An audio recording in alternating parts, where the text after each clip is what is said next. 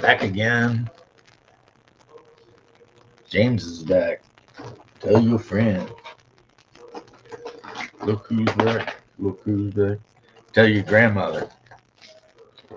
If you're young, tell your grandmother to log on and watch the show. Let's see. I got something here. I don't know what it is though. It sounds like it's in a lot of pieces. It is.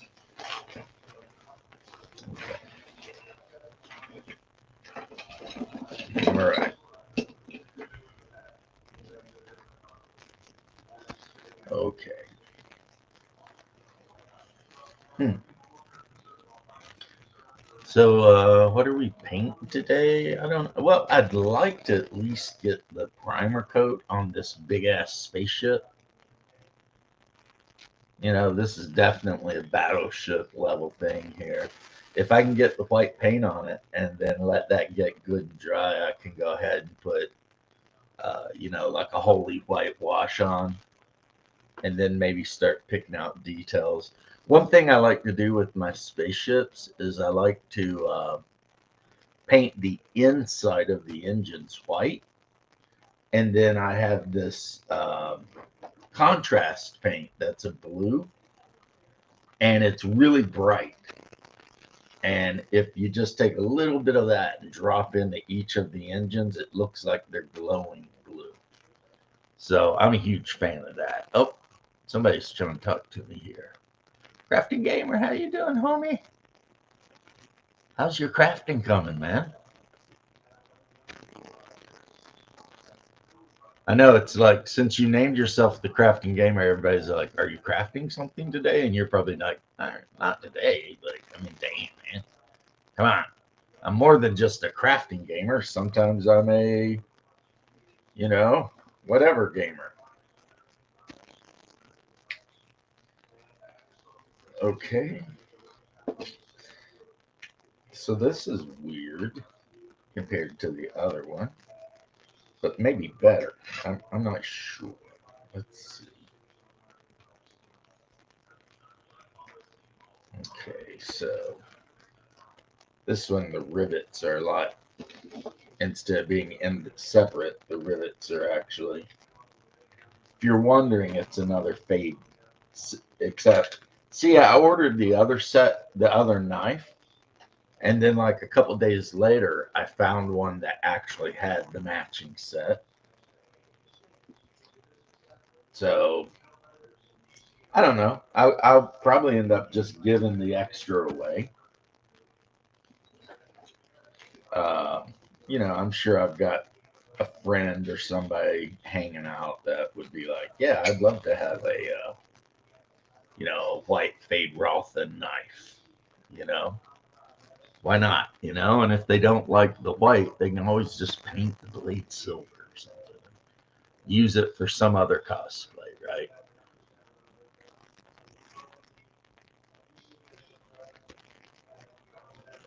Yeah.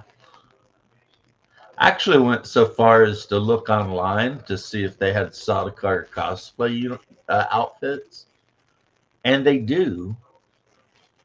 And what's weird is, though, or not weird, what sucks is for the full Sardaukar costume, right?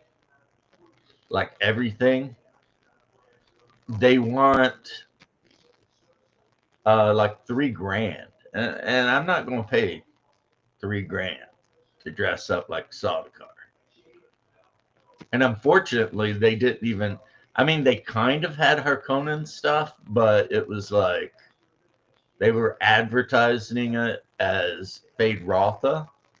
But if you bought the Fade Rotha stuff, it also came with the Harkonnen stuff. Either way, currently painting an overly detailed miniature. Yeah, I had to talk about that yesterday.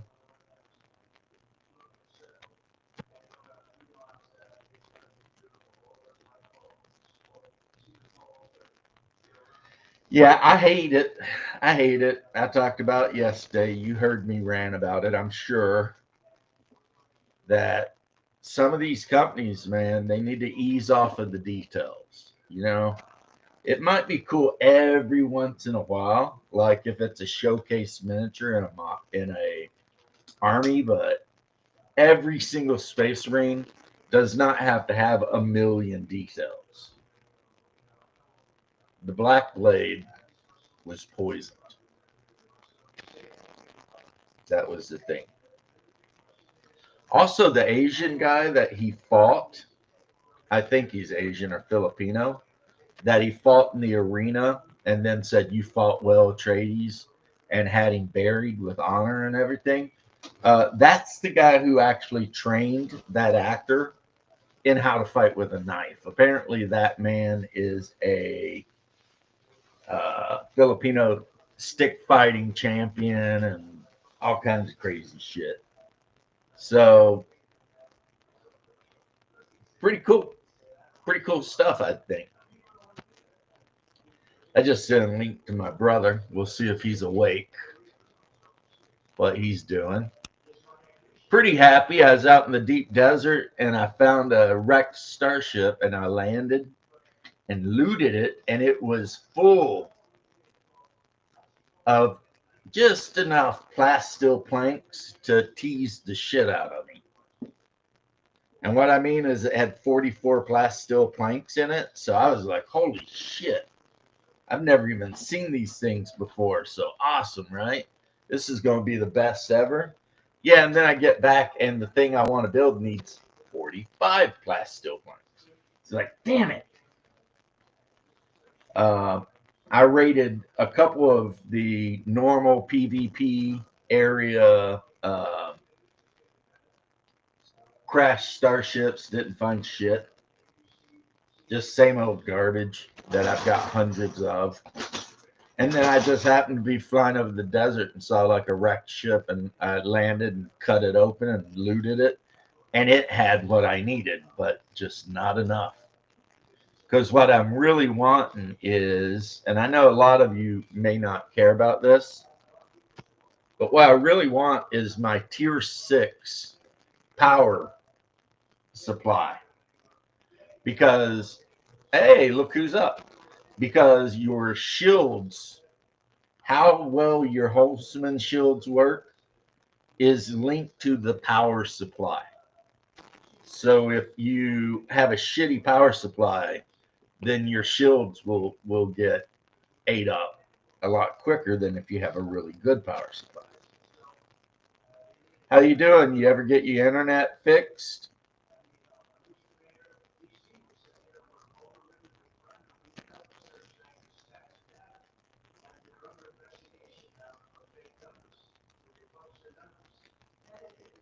Mm.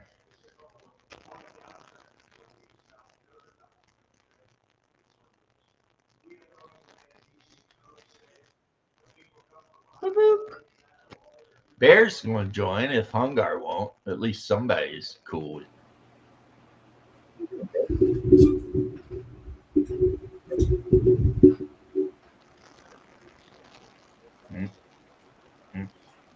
Hear me? He's got to convert over from whatever he normally uses to. Can you hear me? I hear you. Can you see me? I see you. So I'm trying the microphone on the headphones as opposed to using my big armature one. You were so close. You What? just missed out one thing. What did I miss? After you say, "Can you hear me?" and "Can you see me?" you say, "Can you feel me?" No, because I'm not fucking Tommy. No, that's Rumstein. Ich will. You know, Yeah, I'm not a Rammstein guy. Evan, das hier unsere Traut. I literally played a song on my radio show the other night that was like this Falco-esque German song. And someone goes, "This reminds me of Rammstein." And I'm like, really? Because it doesn't sound at all angry. So how can it remind you of Rammstein?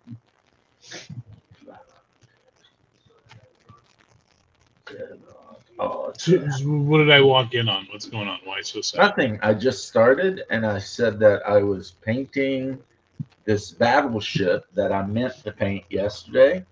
Right now, I am putting a nice thin coat of pure white Vallejo primer on it. After that, it'll probably get a little bit, a very thin coat of titanium white. And then after that, it will get a holy white wash. And then I'll do details like gun platforms and stuff. I mean, not really stuff you're super interested in, Fair. but whatever. I mean, but here's the thing though. I could talk about things other than the fact that I'm painting a starship. So I see you've got your Jimi Hendrix shirt on. Are you experienced? That's a nice one. Yeah, it's a good shirt. Yeah. What is your So- favorite Hendrix song? Foxy Lady. I actually love that song. And the problem with me loving that song is it's the first Hendrix song I ever heard. So it was my first experience, right? Yeah, I'm really torn. I like Machine Gun, Mm-hmm. and I also really love Hey Joe.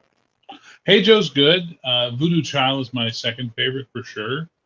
And I quite enjoyed All Along the Watchtower until Battlestar Galactica, and then I lost all interest in that song. Right. They ruined that Well, song that was for a me. remake anyway. I think like the guy who did Crackling Rose and Coming to America and all that shit actually wrote that song. Didn't Dylan do a version of it? Could have been Bob Dylan, yeah. I could be Thought so. mistaken. It could have been Bob Dylan that did it. Could have been. I don't know. Anyway. But I mean, Hendrix did it better though. Yeah, it's absolutely.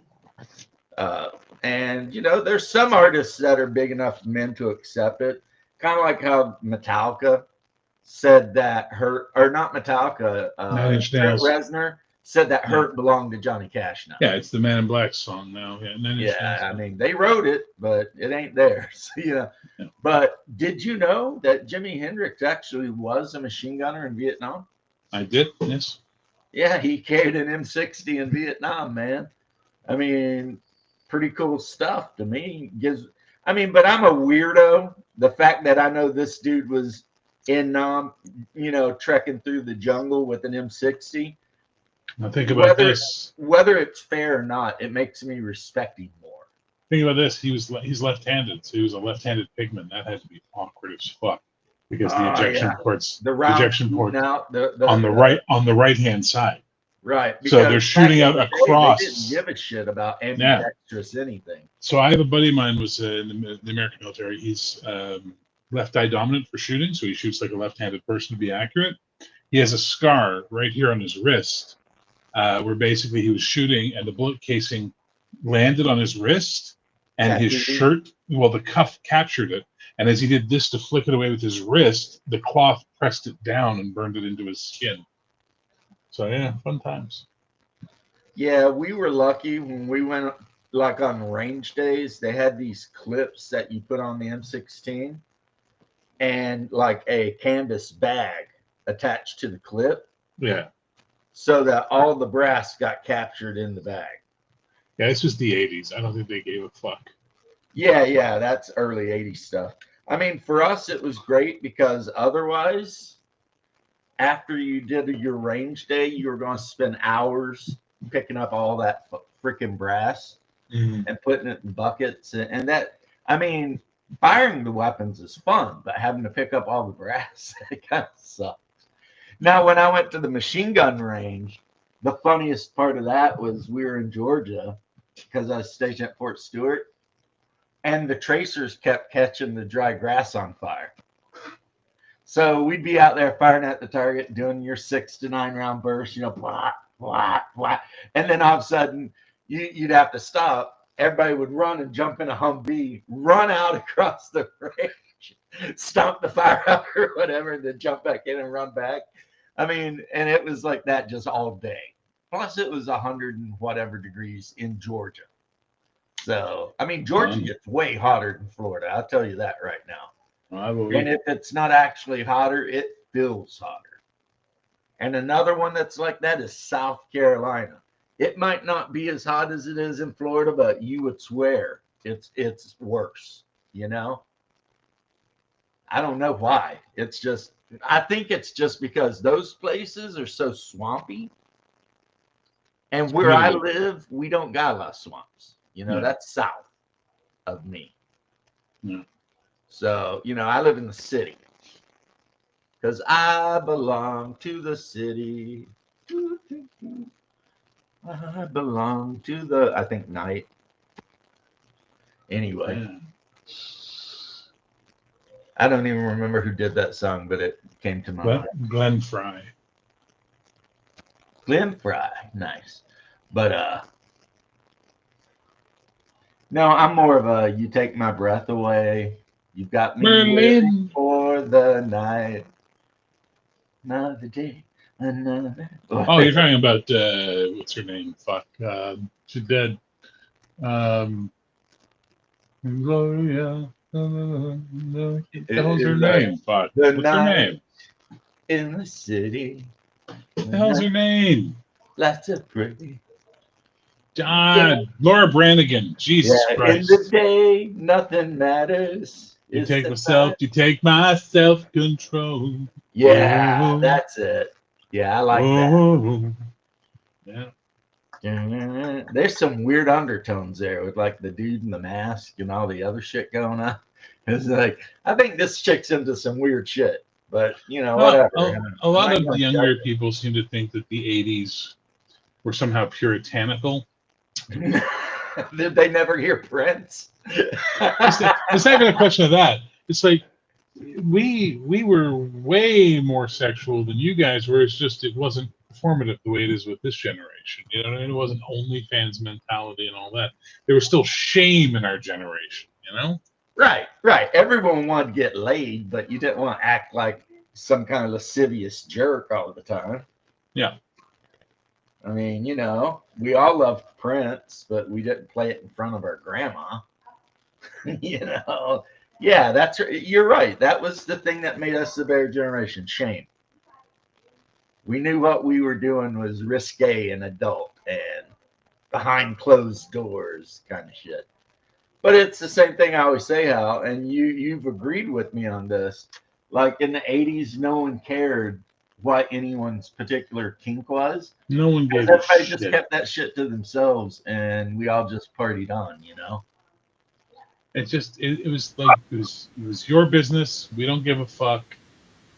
You know, don't ask me what I'm into. I'm not asking what you're into. Doc, your mic's really hot, buddy. No, sorry. And that was the way it was. You know, I hung out with a chick who hung out with a bunch of gay dudes, so I've been to gay bars. And I want to take you to a gay bar. A gay bar. Yeah. Let's start a war. At the gay bar. At the gay bar. Gay bar.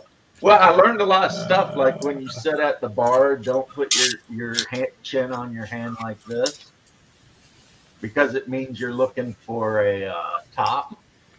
And if you put your hands like another way, it means you're looking for a bottom. Like the gay dude that was friends with my girlfriend explained it all to me. But no one hit on me or anything because I'm ugly and I was dating a giant. And if you put your hands like this, it means you're looking for someone to dress up in a parrot costume. If you put your hands like this, it means obfuscate. They can't. No, that's this. That's across the shoulders. Yeah. And if you put your hands like this, it means you're talking out of character right now. Right. Uh-huh. This means you've got the mask of 1,000 faces. And if you put your hands like this, you're signifying you're a toreador. I thought it was this for toreador. No. For us in Canada, it was always the universal plan sign for toreador. Yeah, if you've got really limp wrists and you're dressed like Ruby Rod, you're obviously a toreador. Wow. You know, oddly, the limp wrist thing actually started out as a French insult, not a gay thing. I believe it. It was a fencing reference because apparently you had the French school and the Italian and Spanish schools of fencing. In the can I ask you a quick question there, Doc? Before you go too far down the road? French, gay. Yeah, fair enough. I suppose. They're the same picture, HR. I love those memes. What is the difference? That's the same picture. But yeah. Yep. These young guys, they think that they're so open-minded and shit. They don't know nothing about it. Because they think too much about it, I think. I think that's their problem. Because in the 80s, like Gen Xers, we didn't think about it too much. You know? We're too busy, like, I don't know, smoking weed in Cowfield, listening to Van Halen 1984, fucking, you know, Hot for Teacher and shit like that. It's like, oh, that guy's gay? Well, good, because that's one less guy I got to compete with to try to get laid around here. You know, he can do his thing. No one cares. Look, all I'm saying is, if Jeff's gay, let's take him to the club with us because they are fucking chick magnets. Okay? Right? They were too. That's true. That is a weird. People will be like, oh, you shouldn't stereotype. It's like, yeah, but it's true. You know, it's like all the gay dudes always hung out with all the hot chicks. Also, Jeff, does this shirt look good on me or should I change? You know, that's how it was. Yeah, it's crazy, man. Dude, Yeah, the best night I ever had at a club in like 89, 90 was a bunch of us went out and a couple of our gay friends were there. And before we left the house, they were like, all right, wait. None of you are getting laid tonight unless you change immediately. And we're like, what? And they're like, get changed. And then we all wound up changing, putting on different shirts. And I wound up wearing this really nice, it was a white button-down shirt, but it had like epaulette, you know, the button overs on the shoulders and stuff like that, with a skinny black leather tie. And that's in pretty good shape in those days. I had my fucking feathery type long curly auburn hair. I was clean shaven. And I had the best fucking night of my life. You know, women were talking to me all fucking night long because I looked good. I would never have put this ensemble together myself. In a million fucking years, I would never thought to put this together. You know what I mean? Well, I posted a picture, and the suit I wore and do wear every time I got to wear a suit is 100% just a copy of the Weeknd suit from Blinding Light. You know the band The Weeknd? I know the band The Weeknd, but I only know Vampire. I know Vampire Weekend. Never mind. So The Weeknd. I don't know them. The Weeknd is a guy, and he sings about doing cocaine a lot.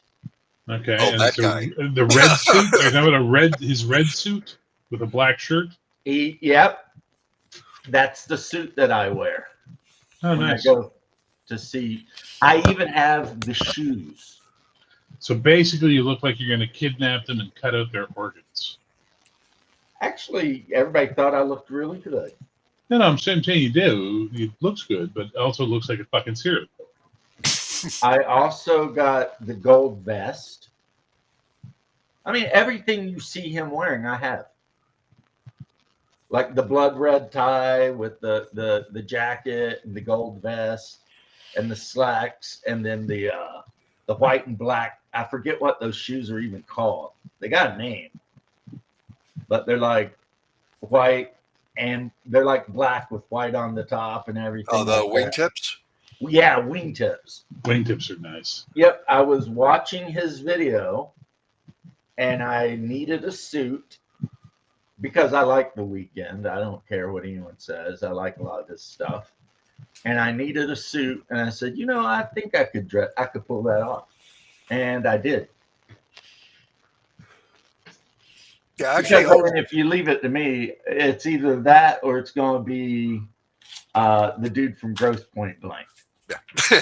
Which is just everything's black. The tie's black, the shirt's black, the jacket's black, just black.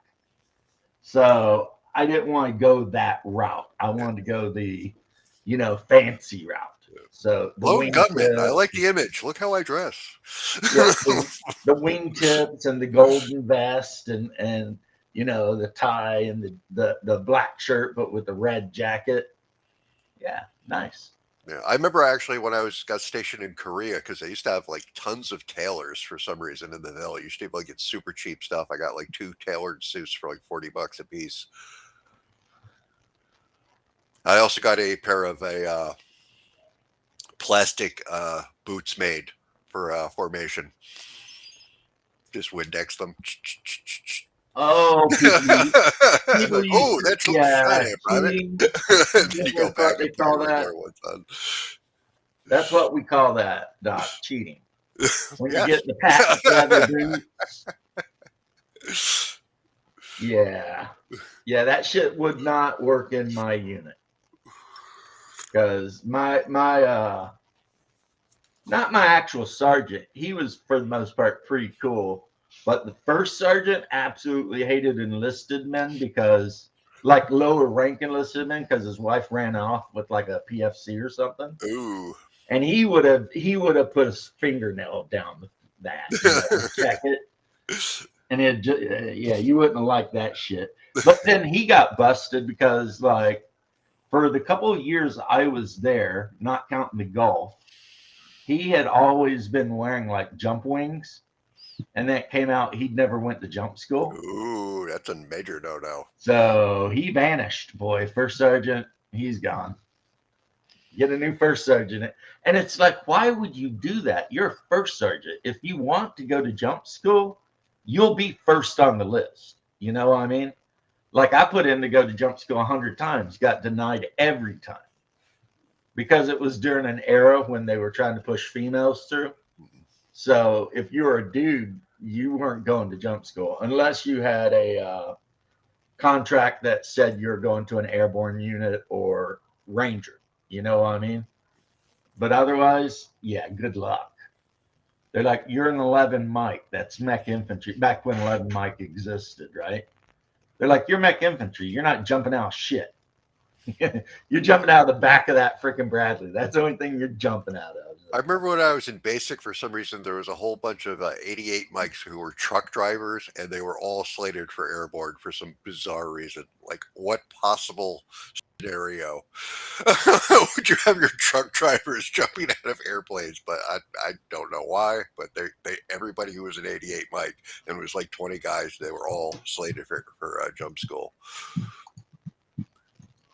It was really funny too. I can't even answer that question. When they got their first uniforms in basic, I don't know, for some reason, because they were set up for the school, they all got the wings attached to them. Like they came that way, and our senior drill instructor made everybody remove them with their teeth. Yeah, you ain't been to school. You ain't been there yet. You ain't been there. Yeah. You're gonna take those off and you're gonna do it with your damn teeth. He made them all rip. And the other thing that like my buddy was a Ranger reject, which means he got the Ranger bat and then decided he hated it, so they sent him to 3-7 infantry. And he used to tell me in jump school, you're not allowed to walk anywhere. It's like it doesn't matter where you're going, you have to be running all the time. But hey, if you want those pretty wings, that's what you got to do. So, and they don't even do that anymore. It's like a completely superfluous skill, except for like the halo things that the like special forces do. Yeah, I think like in the last Gulf War, they like staged one just to say they did it. Yeah. It's a step on your way. Like if you were a guy and you're going to join the Army and you definitely knew you wanted to be high speed, like a Ranger or Green Beret one day, then when you are at MEPS, you would definitely be like, I must have airborne. Because if you go to test for Q course, if you have airborne, you're a lot more likely to get taken in because that's one less thing they got to worry about. Yeah, it was all air assault when I was in. That's what they were trying to get everybody. Yeah, that was 101st with all the helicopters, zip lining out helicopters like crazy. Yeah, I seen those guys. I was jealous. I thought they were cool. But it is what it is, Everybody wants to do whatever everyone else is doing. because everything always looks cooler than whatever you're doing. It's a weird thing with the military like that, you know. I mean, for combat arms, nobody's ever looking at the cooks that are waking up at like 3 a.m. to make biscuits fresh for your ass and being like, boy, I'm sure wish I'd chose cook instead of literally anything. But you know what I always say? I always said them cooks had the best, most positive effect on the unit than anyone else in the unit. I mean, they were the linchpin of the unit. And they worked hard, man. Them guys worked hard. But I had a friend who was a cook, and they were up like 3 hours before the rest of us were. Yeah, you got to get that bread going. Because they're going to cook biscuits or they're going to cook rolls or whatever they're cooking. I mean, they're up there. Good morning, grognards and edgelords. Hey, two things can be true at the same time, George. Groglord. You can be a groglord or an edgenard or something. But edgenard sounds derogatory somehow. Edgelord is kind of derogatory, but kind of not. It's like if you're playing D&D and there's one guy in the group who his character always wears black and he always stands aside from everyone else and he's always trying to act like Eric Draven from The Crow, that's an edgelord. And you're just like, stop being an edgelord, dude. Come on. As somebody who played a lot of Vampire the Masquerade, I am intimately aware of the edgelord. Isn't everyone an edgelord in a vampire game? Yes, pretty much. Pretty much the whole point of a vampire game is to mope about eternity and your life and to plot about everyone else and then later get food at Denny's and try to hook up with one of the goth chicks, you know. That's pretty much the whole point of LARPing, you know. Everyone's a freaking edgelord. But the guy who does the best video on edgelords, I think, is Seth Skorkowski. He does great videos in general. Yeah, his videos are all great. I don't know what he does for his, the actual production and stuff like that. It looks like it's mostly just him talking to a camera and then editing it. Yeah. So that when all your party is somehow in the corner of a tavern all by himself. Yeah, exactly, Les. When all of the party's hanging out at a table in a tavern and the one guy that insists on sitting by himself in a corner in the dark. You know what I mean? And it's just like, okay, whatever.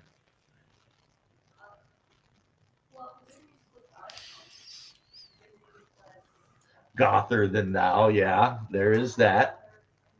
There is that. Like every woman at a goth game has one of 3 approved hair colors. It's either black number 1, platinum blonde, like the really white platinum blonde, or like red wine red. You know what I mean? Like that name a red wine. Anyway, that's the 3 colors that are allowed. Like the blood dark red or the really white or black one, which is the blackest. Burgundy. Yes. You run. That's the name of the color. It's burgundy. But also we had a 4th color here, which was purple. Dark. We didn't have purple down here. We had dark ass purple. Isn't that an emo thing? No. In the vampire goth scene here, it was the platinum blonde, the black hair, the blue black, like that really bluish color black. Yeah. Almost like comic book black. And then burgundy or dark. I mean, dark ass purple. Not like the current fucking light purple bullshit. You see, it's more violet. No, this was like almost black purple. Which now sounds like an awesome name for a band. Yeah.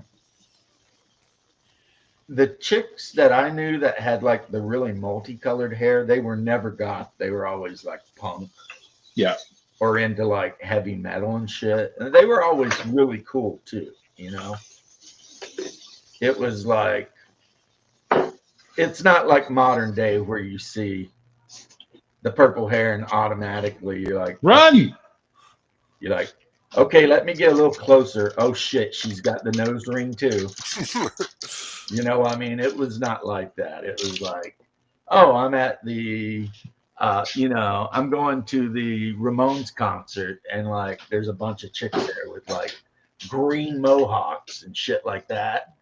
And they were all cool, you know? It was like cool, right? No. But it's just things changed. Don't always bother me. You ever see like the nose ring, earring, chain? Oh, I love that. That can be sexy on the right woman. Yeah. Like a lot of Indian women, and I mean dots, not feathers, they can pull that off. And it looks really good. But, you know, you just got to have the right facial shape for it. Otherwise, you know, and if you're 200 pounds overweight, don't do that.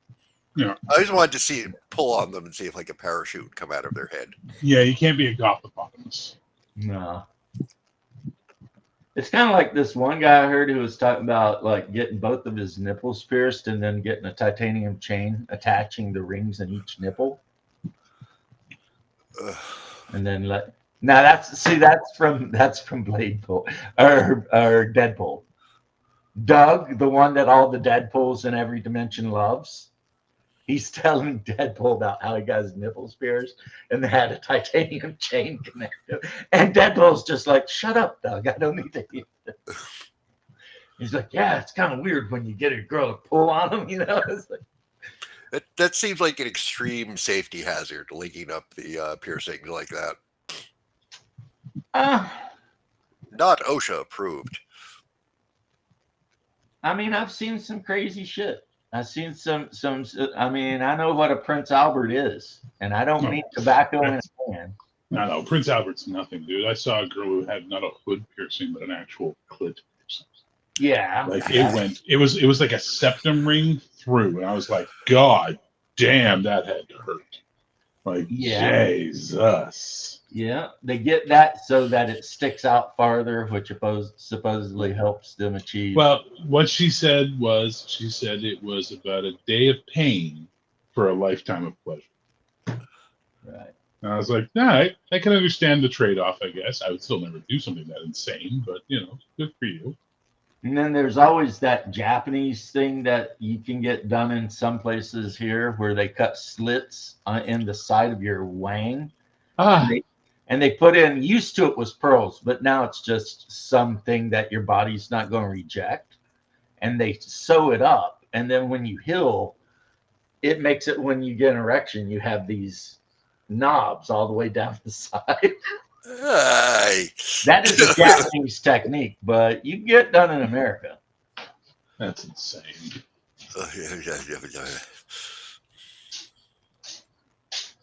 Absolutely mental. Think of an awesome fat girl that dresses like Xerxes from the movie. Oh my God.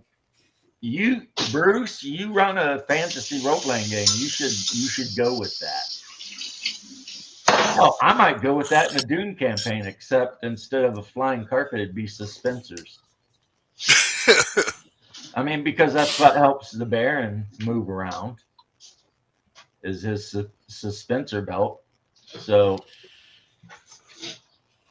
and one thing we've learned from Villeneuve or whatever, his Dune movie is like all of the noble women and the Bene Gesserit, when they show up to any like formal event, their faces are all covered with gold chains going every which way, or blades hanging off the front or something. It's like, okay, that's weird, but whatever. So yeah, that's a character that could totally be used. That's a character that might show up in this book series that I've been listening to with my wife called Dungeon Crawler Carl, which is about a guy who survived aliens killing 99% of humanity. And then the aliens created a massive world dungeon. And there's 13 levels. And if you get to the 13th level, you can demand the aliens give you the world back. But no one has ever made it to the 13th level. So he ran in with his ex-girlfriend's cat. And through magic, now the cat can speak and cast magic missile. So him and the cat are always arguing because it was a show cat, so it's really like uppity. So him and his freaking tortoise-backed Persian cat or whatever it is, they're always debating shit, except his intelligence is like 3 because the game gives you a UI so you can check yourself out. And he checked himself out and he's like, intelligence 3, and hers is like 25. So she's like, well, since my intelligence is so much higher than you, I think I should be the group leader. And he's just staring at the cat like he wants to kick it, you know? But then they go in rooms and they fight like random shit, you know? And the whole deal is they have X amount of hours to clear each level. And each level gets smaller. It's like an upside down pyramid. So it's not to be taken seriously, guys. If you're looking for serious sci or fantasy, this is not it. It's like a video game, but the people playing the video game are actual people. Like when they kill certain monsters and shit, they get loot boxes, but the loot boxes always have like smart ass names. So like when he ran into the dungeon with the cat, he got a congratulations, you're a cat lady loot box. And when he opened it, it had some magic stuff that he could put in his inventory, which who knows where it is because it's like a video game. You know, so when you put stuff in the inventory, it's not on your person. If you need it, you have to take it out of the inventory and then use it in real life or whatever. I mean, it's a weird book. You can catch a couple of different iterations of it on YouTube, but apparently there's like 7 books of it now. And what's it called? My sister, Dungeon Crawler Carl, and Carl is the everyman. He is just a normal dude who the only reason he's alive is a stupid cat, which belonged to his ex-girlfriend who is out in the Caribbean with her boyfriend. The stupid cat jumped out of the apartment, so he ran out to get it. And when the aliens hit the earth, it caused everything with a ceiling to collapse to the ground, like pancake flat. So anyone under a ceiling died. So, you know. Princess Donut? Princess Donut. There's more to it. The name is much longer. But she'll settle for Princess Donut. And she's a cat and acts like a cat, which means, you know. No, good for him, man. The guy's making a shit ton of money. Ace bought his books. Like, good for him. Good for this guy, man. Yeah, they just had a fight the last time I was listening to it with a bunch of Cluricons. And the way they described the Cluricons was basically like really small Eastern Kentucky hillbillies that drunk moonshine and just ran around doing shit. And they're evil, obviously, but they're like, they have like the black beard, you know, they look like the cartoon, you know, you ever seen the hillbillies on like Bugs Bunny? Yeah, that's what they describe these Cluricons as looking like, but they're only like 3 feet tall. and so he's running around. He got a special achievement for not having shoes because he was wearing his girlfriend's pink Crocs, and he didn't have any pants, and he didn't have a weapon, so he got a special achievement. Entering the dungeon without a weapon, you're very brave or very stupid, you know, and it just goes on and on and on and on. It's like, it's kind of like the guy who wrote all of the Xanth novels. it's kind of that kind of fantasy. You know what I mean? Where there's like a lot of wordplay. And it's funny, but still shit's happening, you know? It's like that. And the cat is awesome, especially after the cat drinks a potion and learns how to talk. And then the cat goes from being a pet to an actual dungeon crawler.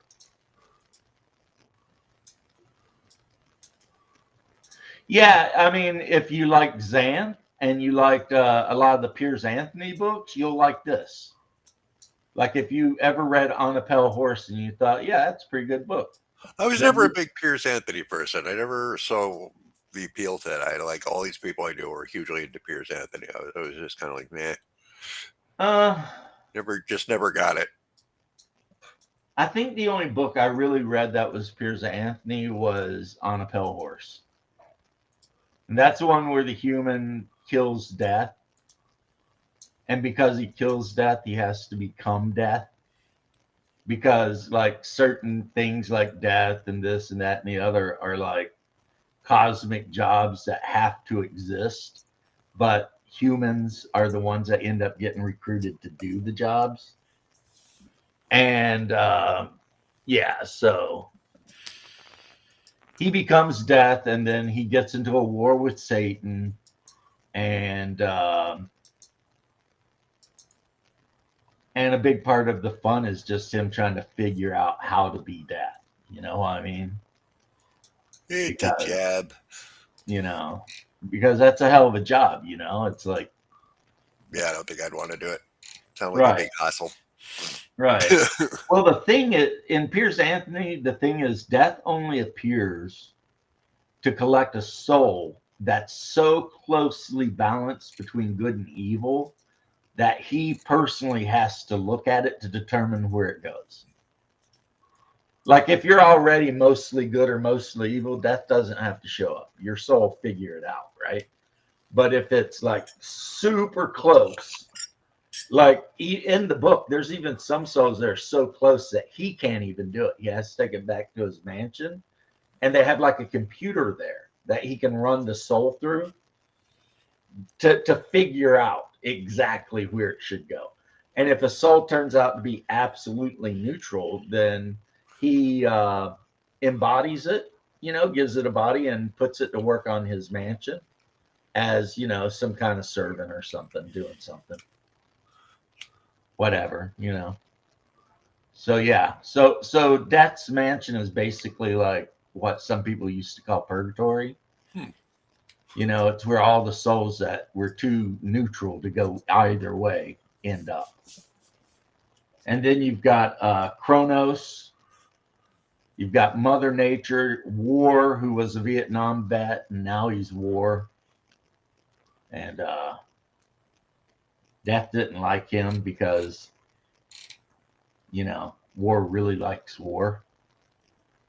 And he tries to explain to Death how honorable certain things are, but Death don't get it because Zane is the name of the guy who ends up being Death. And he's just like a normal, again, he's a normal guy who just never had any good luck.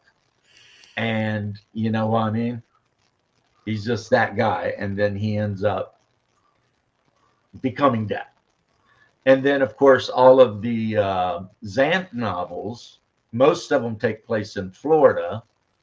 And it's just fantasy, but cranked up to like 20, you know? So like in one of the books, one of the princesses is hanging out with a dragon named Stanley Steamer.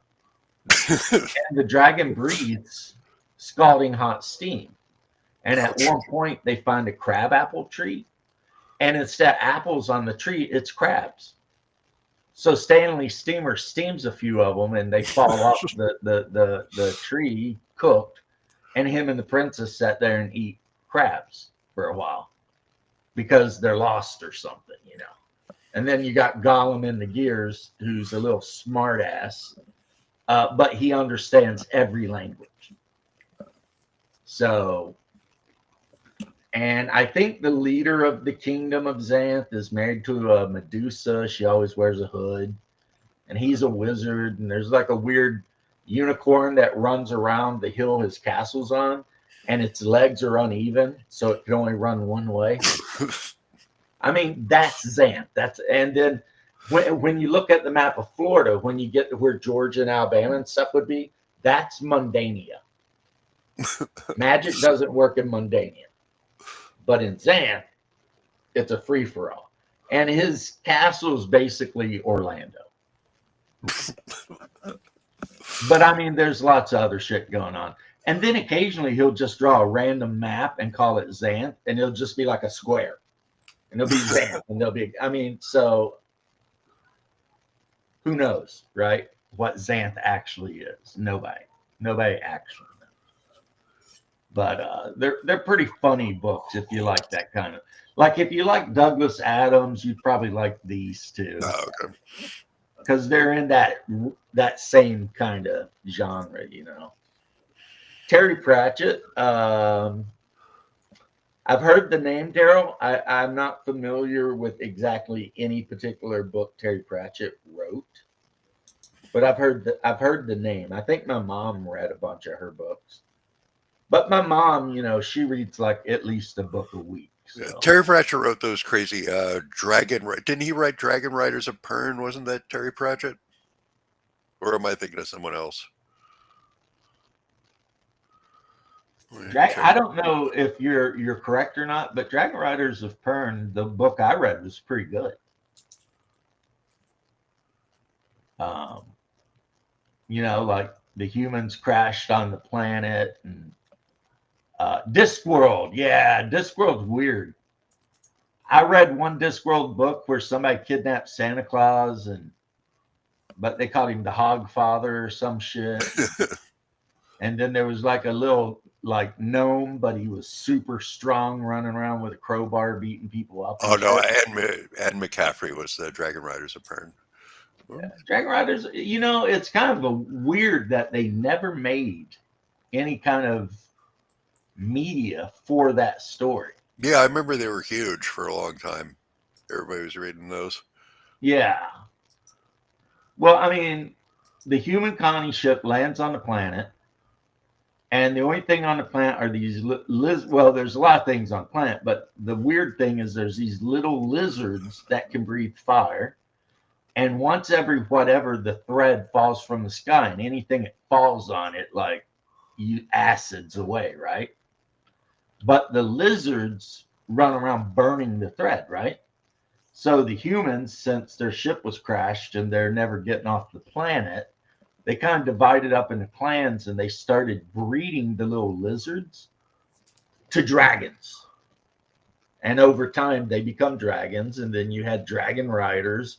And the whole point of the dragon riders is when the threadfall would come, they would fly out from their bases and try to burn all the thread before it could hit the ground. You see what I mean? But there was a lot of politics between the different dragon holds and stuff. It is a good book, the one I read.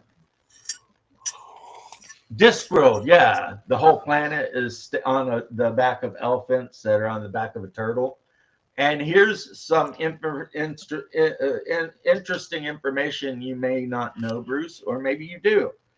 That turtle absolutely hates the Crimson King and the Deadlights. There's like a war between them.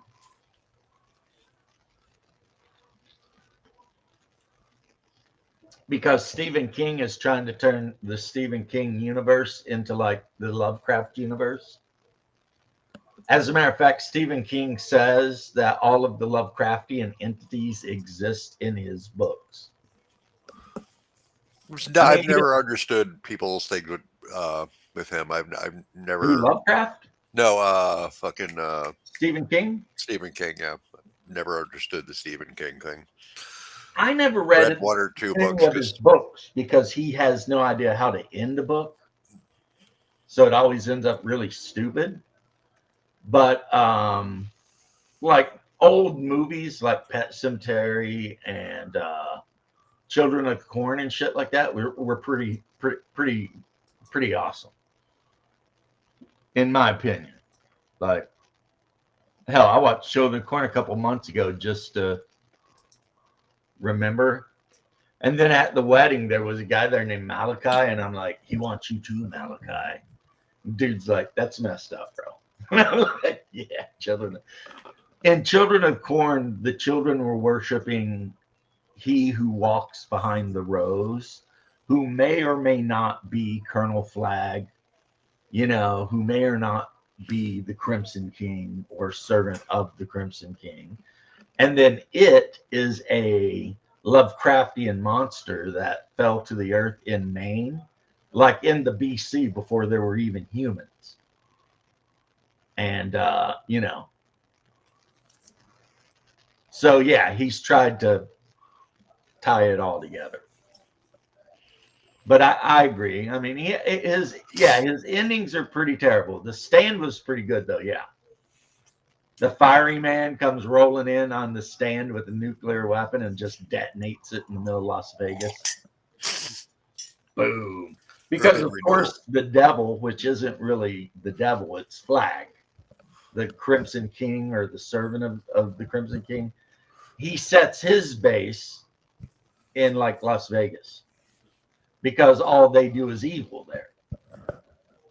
Fair enough. So Las Vegas had to be the setting. And yeah, it's a pretty good book. It's a pretty good book. And then for like a mini series, Rose Red was pretty good if you like haunted house type shit.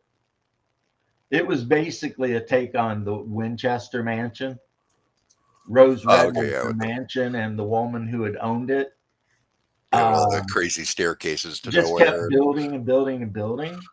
And then even after she died, it kept building. So, you know. I always wanted to check that house out. Where is that exactly? The Winchester House. The Winchester House? I don't know. Check on that. You hear about it, but I mean, the story I heard is the woman suffered the guilt of like all the people who had ever been killed by a Winchester weapon. Yeah, she was obsessed that the ghosts were going to get her, so she built the house to confuse them. Yeah. Okay, it's in San Jose, California. So yeah, it's a strange thing. Once again, proven women are crazy. What's up, Coco Beware? Because I know when you wrote Coco B, you thought about putting where on the end of it, but you didn't. You should have, though. Because, I mean, who didn't love Coco Beware? Yeah, but the endings are pretty horrible in his books. However, you can't take away. I'm not a Stephen King fan at all. I think he's freaking an idiot. But like his political takes are just garbage. Oh yeah, it's insane. It's like, come on, dude. You know, shut up. But in addition to not being able to end a book, he makes up for it by just flooding the market with books. And when he was writing under that female pen name, he wrote probably 100 little books. Like under that pen name, he wrote The Mist. He wrote the one where they have to walk, and you know, if you fall out of the walk, you die. Which they're making a movie of that. So yeah, I mean,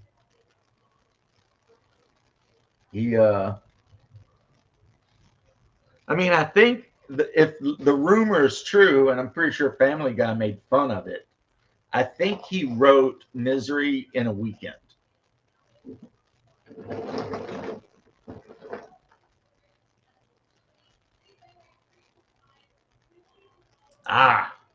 See, I didn't know that. Learn something new every day, Coco.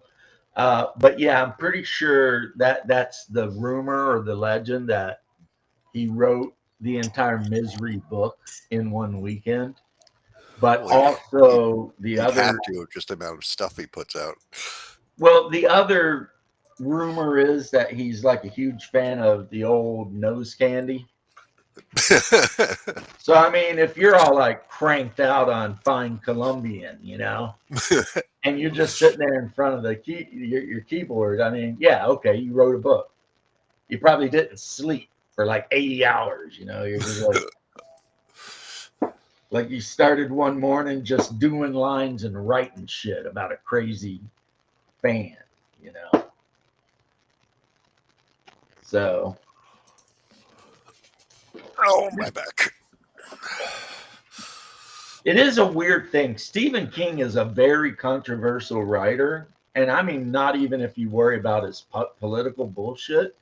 It's like, it does seem like people either really like him or kind of despise him. Just don't care for him. You know what I mean? There's not a lot of ambivalence there, really. It's like, well, I don't like his books. And I'm in that camp.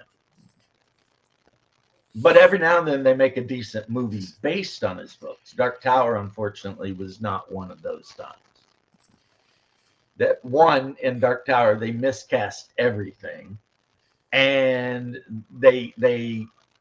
you can't do the Dark Tower in one movie. You need 3 at least. That has to be a trilogy. You know what I mean? There's a lot of shit going on there, right? But they thought, okay, throw Matthew McConaughey in there. Okay, no complaint here. Matthew McConaughey. But in reality, Matthew McConaughey should have been the gunman, not the Red Prince, the Crimson King, I mean. And Idris Elba, I don't know who he should have been, but the gunman is the one he should not have been. Because the gunman was supposed to kind of look like Clint Eastwood from the spaghetti western. And Idris Elba does not look like Clint Eastwood when he was 25. Maybe you could have got away with it with Matthew McConaughey, but even then, maybe not. So, you know, they do all that. Or if he wasn't the Crimson King, Matthew McConaughey was Colonel Flagg, a.k.a. he who walks behind the rose, a.k.a. the main bad guy in The Stand. Just all depends, you know, because that's why I said he's trying to turn all of his books into like a mini universe, like Lovecraft did. Now, if he wanted to be cool, he'd let Dean Koontz in on it.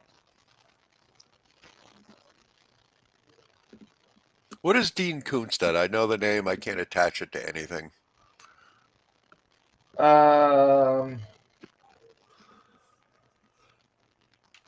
He did a movie starring Ben Affleck about these worm-like creatures that could like take over human brains and shit like that.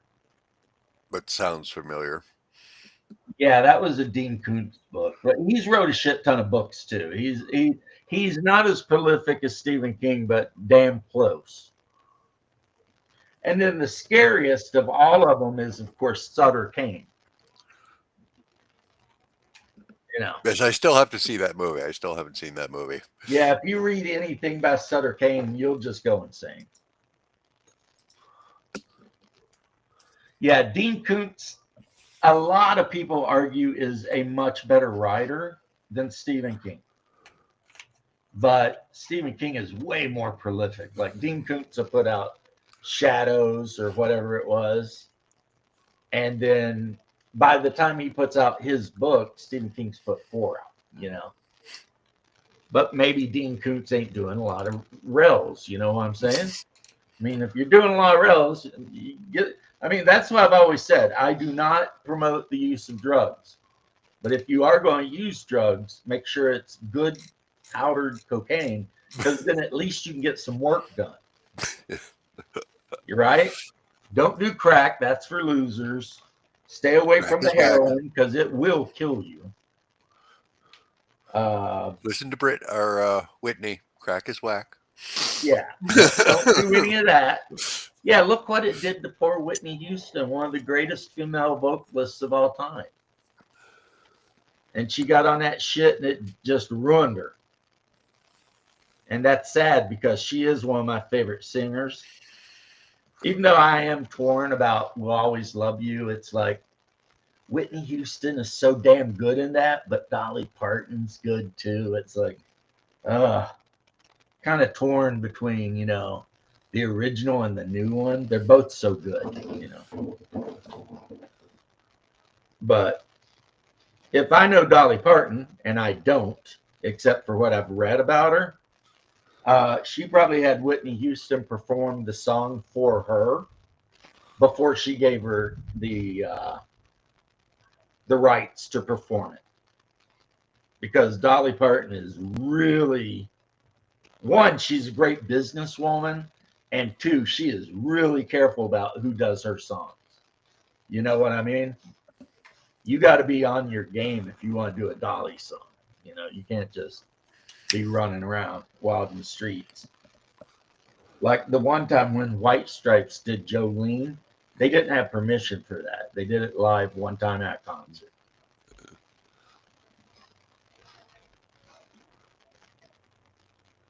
The Bodyguard came out over 30 years ago. Great, Bruce. Make me feel older than I already did. Yeah. Speaking of feeling old, I got to go. I got to lay down for a while. My back is all tore up. But I want to jump in and say hi. Well, I'm glad you did, man. And later, everybody in the chat, Coco. One of these times we'll have to have a chat devoted to just you explaining your game. At some point, we will do this. And I'll ask you questions about it. Excellent, excellent. Okay. Well, have you gotten to reading yet? I have. First off, I'm really horrible at reading now because. I'm too. Yeah, it's like when I was young, I read all the time. Now it's so hard for me to read. But I have read the historical part. I haven't. Well, okay, I skimmed the fantasy part. Ah, cool. Just to look at the monsters and things like that. So I kind of flipped through it. But I could I run the game? Probably not right now. No. Or maybe. I mean, it's not like your system is super difficult. Yeah, it's pretty simple. It's just pretty covers simple a lot of game stuff to run. It's just I don't know. Yeah, yes, but definitely we'll do that. And I will catch you later, and later to all in chat. You have a great day, man. Oh, I will. So, yeah, Doc Flamingo joins the ranks of people who have written games. I don't often toot my own horn, but I myself have written a game, which is available for free from Biggest Geekus in PDF form. If you want to get it from Lulu, the last time I got a copy of it from Lulu, it was like $1.50. And I think since I put my game out, I have raked in around $12 or $13. So, I mean, technically I can say that I am a game author and designer and I've made money doing it. But then it seems lame. But my game's super, super like simple because basically characters have skills. And if you want to do anything, you roll a die 20 and you add your skill level to it. And then if it's against an impassive target like a tree,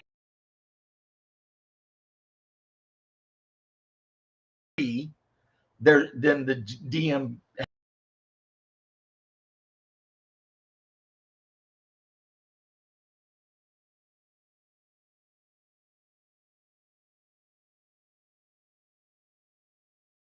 So if you attack an orc and the orc's got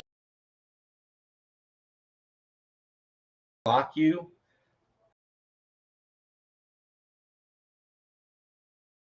and got the higher number, achieve a game such as this, because my mom's and she was having a really hard her set of dice. Every die was a different color. So that if she got confused and was like, I don't know which die to roll, I could be like, it's the green one. But then eventually my mom still wanted to game with us, but she was getting really bad at figuring dice out, right? So I wrote a game that only used one die for everything. And we played that for about a year and a half. And now my daughter, who I wouldn't say you can take her opinion to heart because I think she's super biased because I'm, her dad. But she said when she quit playing playing games with us and decided to, go to college and get a husband and stuff, she said the only game she will ever play with me ever again in her entire life is the one I wrote. She will never play any other game. And I was like, why? And she's like, because it's my favorite game. Now, that's my daughter. So can you take that to the bank? I don't know. She might be biased, She is the fruit of my looms or whatever. But I will say this. My game, it ran really good.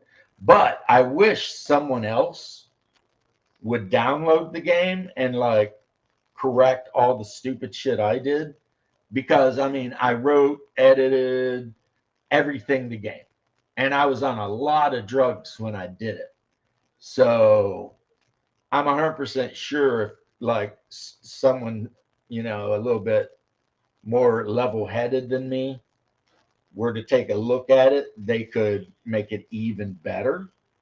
And I've told people who've talked about making games, I've told them, if you want to take the game I wrote, which is about 200 pages, and you want to use any part of it to make your game, it'd be cool if you put based on game by this guy, right? But if you don't, I won't be mad. I put it out there. It's 100% free. Or you can give me some money if you want. It's got to pay what you want. But I honestly don't expect to make any money from it. But yeah, some of you might like the takes I did with certain creatures. Like in my game, elves mostly live in the taiga. So they have a really good resistance to cold weather. And also they never eat vegetables. An elf's diet is entirely meat.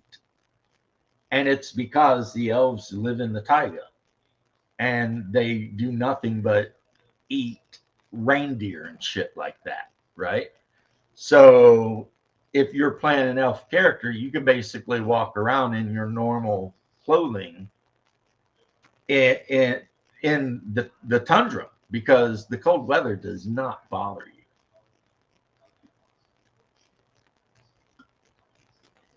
Humans are middle of the road, jacks of all trade. Dwarves, if I remember correctly, were actually birthed from stone deep underground. And as a result, they can't swim at all. Like a dwarf will not float. So, they can ride on a boat, no problem. But if a dwarf hits the water, they go right to the bottom. But they have a lot of advantages involving, caverns and stonework and immunity to poisons and shit like that. Like every race has a very distinctive set of okay, back to the elves. Every elf, regardless of how you spend your skills, the second you choose elf, you get magician level 1. And what that basically means is your elf, no matter how you spend skill points, will always have the ability to cast first level spells, basically, depending on mana. And mana is determined by your intelligence. Whatever your intelligence is, that's your mana points. And spells cost an amount of mana points equal to their level. So, an elf with a 15 intelligence, let's say, has 15 mana, which means even if they never put a point into magic, they could cast whatever first level spells they know 15 times a day. Now, granted, magic missile in my game, you got to roll to hit. So, you know, so there's that. But, you know, now every point you put into the magic skill, that's the level of spell you can cast. But as I said, it's also the mana cost. And some spells have a flexible mana cost. So if you're a guy with 15 XP and you're level 5 magician, yeah, you can cast level 5 spells 3 times a day. You know what I mean? So that's how I balance that. And of course, if someone casts a spell on you, depending on the kind of spell it is, it's a contested roll versus whatever is appropriate to be. So if they try to affect your mind, it's a contested roll versus your willpower, right? Or contested roll versus agility or whatever, you know. You're either dodging or just trying to mentally resist. But like I said, the whole game, you roll a die 20 and you add your bonuses, and the wizard rolls his die 20 and adds their bonuses. And if your score is higher than their score, then their spell failed to affect you. Another thing that it did is if they cast an AoE spell, like a fireball, everyone caught in the AoE rolls a die 20 for their defense. The wizard only has to roll 1 time. Right? So this can be really good or really bad. If the wizard goes to roll and he rolls like a 2, then even if he has his magecraft and intelligence bonus to it, it's going to suck. But if the wizard rolls a 20 and there's like 4 people standing in that area, those 4 people better freaking roll good, or they're going to eat that fireball. And then, of course, damage is determined by how much you beat your opponent when you attack them. So if you have a bastard sword and you run up to hit an orc, right?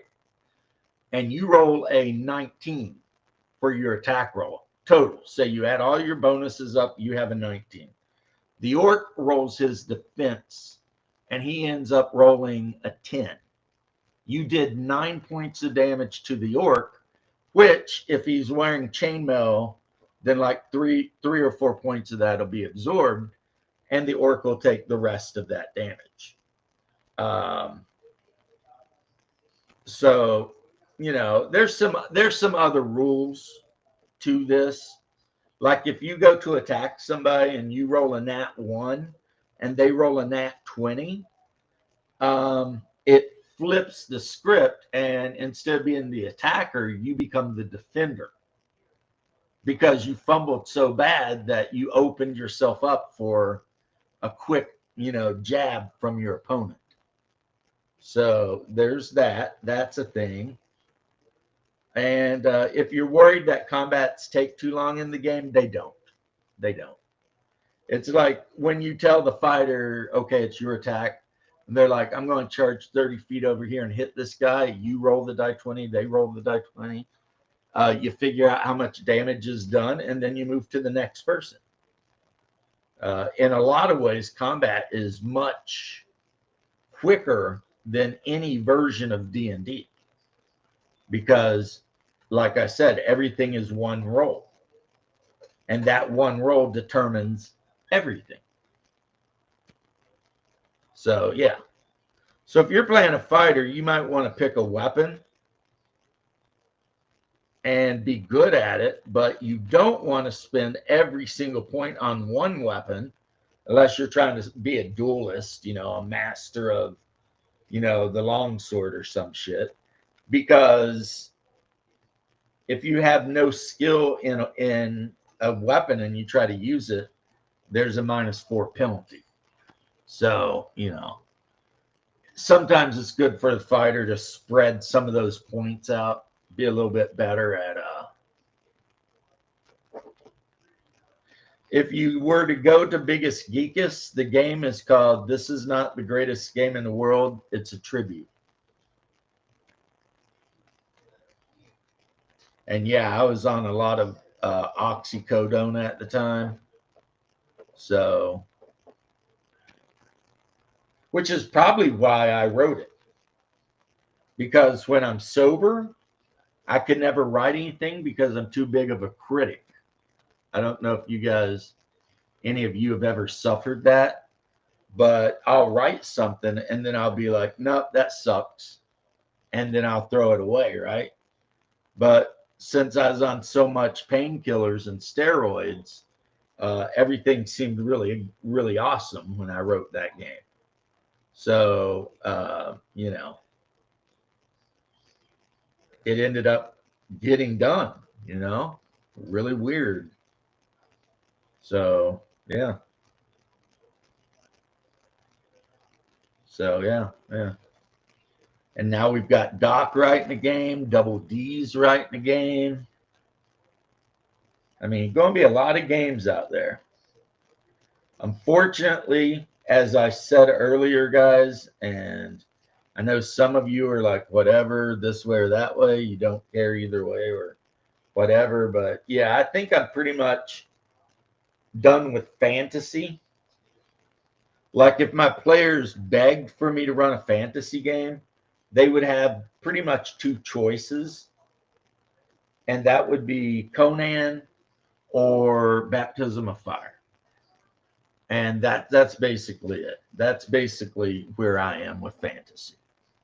Conan or Baptism of Fire. I'm pretty much done with the Tolkien-esque or D&D type of fantasy. I guess I could run Hyborian Age, but you know,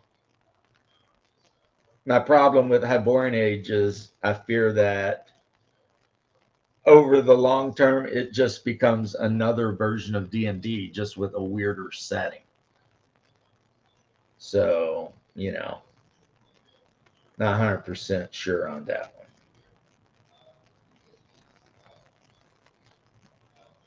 Damn. Lost all the viewers. I guess me talking about my game bored you guys and ran you off, which I totally understand.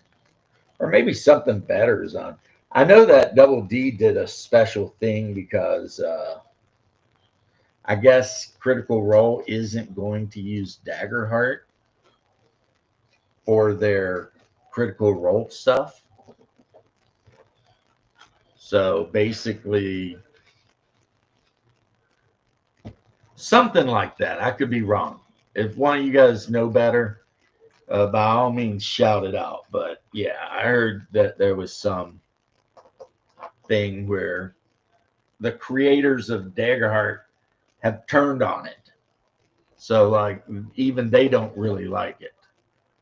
Which, I mean, that sucks.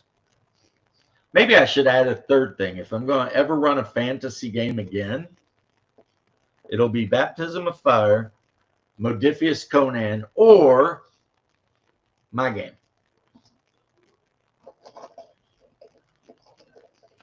The only thing I think some of my players wouldn't like about my game is in my game, gnomes are evil.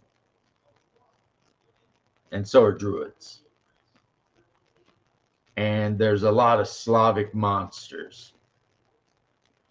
But it's not Poland, it's more like Russia. So, you know. So some of the names have changed, but, you know.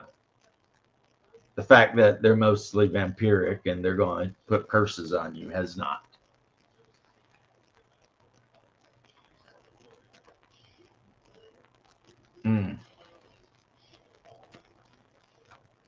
Other than that, I might be tempted after the Dune campaign runs its course, which will probably be 6 months to a year. I might be tempted to run a superhero game. And Bear, who I did contribute to heroic. Yeah, he mentioned heroic, but the problem is, guys, I hate face rip like with a white hot passion, and I have since have been a little kid. So this is not a new thing to be a dick. The thing that killed me for face rip was Zebulon's Guide. When they put Zebulon's Guide out for Star Frontiers and they tried to convert Star Frontiers over to the Spectrum charts and shit, I was just like, I hate this. I'll never use it. And then Gamma World 3rd Edition did the same thing. It was like TSR was trying to come up with a house rule system for everything but D&D. And it was like, nah, no, thank you. You know, everybody who knows anything about gaming knows that the best edition of Gamma World was 2nd edition. And oddly enough, before I say something, let me look. I love the fact that, okay, verifying I'm a human. I am not a human. I am a meat popsicle. Let me see here. Let's look for Wizards of the Coast. See, I've never played 6th edition, so I don't know about that one. But that was the one that used like the alternity rule set. So yeah, I'm like, I don't know. I don't know about that at all. But let's look here. Go over to Gamma World. To have it all together. Gamma World 2nd edition. Still not available in print. Every other edition of this game pretty much is in print. This edition is not. And of course, this is the best edition.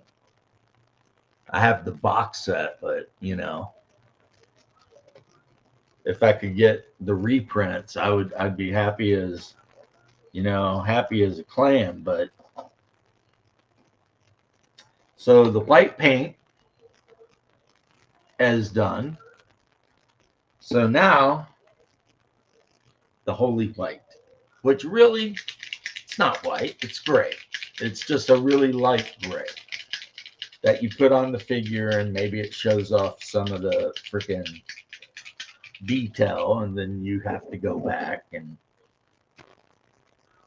you know, like when I used to panel paint my Space Marines, like every single, ugh. But this guy, yeah, this guy's a battleship. He's got lots of guns on him. And that looks like some launch bays. So maybe he's an assault carrier, or he carries a couple of wings of fighters just cause. Looks like he's got a spinal mount weapon, which is always, you know, in Traveler, you run into a big ship with a spinal mount, don't get hit by it. That thing, you know, that's the kind of shit that cuts ships in half. So, you know. But this will eventually, all of these starships I've been painting will end up getting played in Nighthawks. So Gamma World. Now, Gamma World. If the players were cool with Gamma World, I'd run Gamma World. I mean, I already asked them what characters they would play, so, you know, they're not opposed to Gamma World. Like the person who plays the Gnome Thief in our old D&D game, and currently plays the Doomman Smuggler.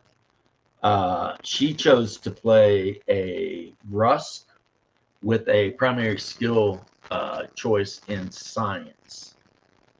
So, I mean, the problem though is I didn't ask her what specific kind of science. So, because characters start with 2 skills, and one has to be from your primary skill, your career basically, and then you can pick the other one from anything. So what a lot of people do is they'll pick their in-game skill, like their career skill, and then for their other skill, maybe grab a weapon skill so that, they're not totally useless. But, you don't need the skill to attack. It just helps. Like if you're using a laser pistol and you want to hit somebody in Shadowrun, every level you have in laser pistol adds a 10% chance of you hitting. So, good. And if you ever want to get starship skills, you have to like max out certain other skills almost. Like if you want to be a starship pilot, you have to have like engineering 6. And if you want to be a starship gunner, well, then you have to have like beam or missile 6. And then after you have the prerequisites, you can start just spending points on starship skills. So sensor pilot, whatever, engineer, whatever, So, yeah.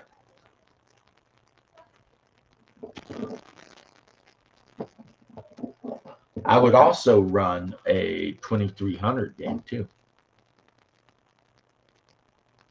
And I haven't seen anything from them yet, but War Games Atlantic apparently picked up the license to make miniatures for Traveller 2300. And boy, oh boy, am I going to buy at least a box. Probably not of any of the adventurers because I have so many sci-fi figures already. It's like, who cares? But man, the aliens, Kafers and Sung and Eber, those dudes, man, it would be so awesome to get like to put together a unit of like Kafers, especially if the players are monkeying around in the French arm or literally anywhere the Kafers attack. A lot in Tweet 300. A lot of times the player characters are mercenaries because it's so difficult for a single human being or even a small group of human beings to ever own a starship. Since all of that, this is what it looks like with the gray on it. Now I set it here and I let that soak in and dry, which will take a while. And then I decide, do I want to be like a super pro painter type of guy and use the panel liner? This is what the Japanese guys use when they're trying to win model contests, because if you put a drop of this on the edge of a panel, somehow it will follow the panel all the way around and it'll make it black. So then that panel will really stand out. And if you run into any mess, you can always clean it up. What's up, my love? It's early Friday. It is early Friday, so you're off work. I'm off work. I figured I had about another 30 minutes in here unless you got a better offer. I mean, I like hanging out with the guys and painting my ships and talking shit, but I mean, Well, By the way, that blanket you bought me last night, yeah, it's actually Did it work? it's actually amazing. awesome. That makes me happy. It stays cold all the time, but it doesn't stay cold to the point that it's uncomfortable. It just never gets hot. So if I curl up under it, I feel comfortable, but I'm not hot. And then if I put my hand on it, it's cold. So thank you for buying that for me. That was really awesome. Okay. Well, I was contemplating possibly we have to go to Publix and get them to refund our prescription. And I was thinking we might wander through and see what was cool. Any interest? No, but I might do it just because I feel like I should. Well, you do love putting stuff in the cart. Going to Publix can be pretty fun. That's true. We'll see. All right. Well, decide. You take half an hour, and at least within half an hour, let me know. I don't want to wait until everybody else is at Publix to go. Okay. There. Yeah. Guess who's back? Back again. Shady's back. Tell your friends. Yeah, I don't know what's up with Eminem. He's started taking some kind of indefensible political takes. It's like, bro, come on, shut up. You're a rapper from a very poor part of Detroit. You got big, but no one gives a shit. What brand of blanket? I would have to. Is there a Wawa near me? There's like 4 near me. I mean, this is Florida, and we're in the Orlando area. Anything you can imagine is probably within a 20 or 30-minute drive. Like literally, you want to go get a Japanese massage with a happy ending? I guarantee you, Hungar knows where you could go. I don't, but Hungar probably does. Any kind of food you can imagine. We have an Ethiopian restaurant. And I do not like Ethiopian food because it's just various types of mush spicy stuff and bread to dip in the various mush spicy stuff. It's like, and rice. It's like, nah. Baby, do you remember the brand of that blanket?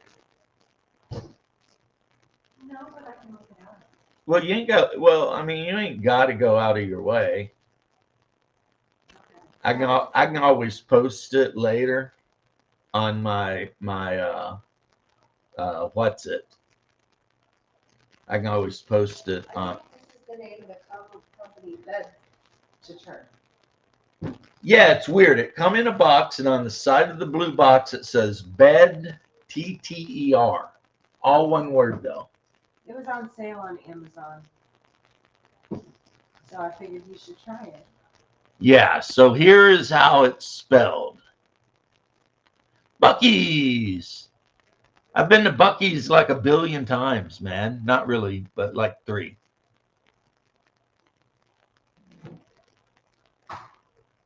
My favorite part of Buc-ee's is the big wall full of beef jerky. I mean, that's the name on the box. And they sell them like in like pretty much every size. So my wife, just to experiment, got like the throw one, which is just big enough for one person. But they sell much bigger ones. And the reason she got the small one is she wanted to see how I would react to it. And my reaction was, damn, this is a really good thing.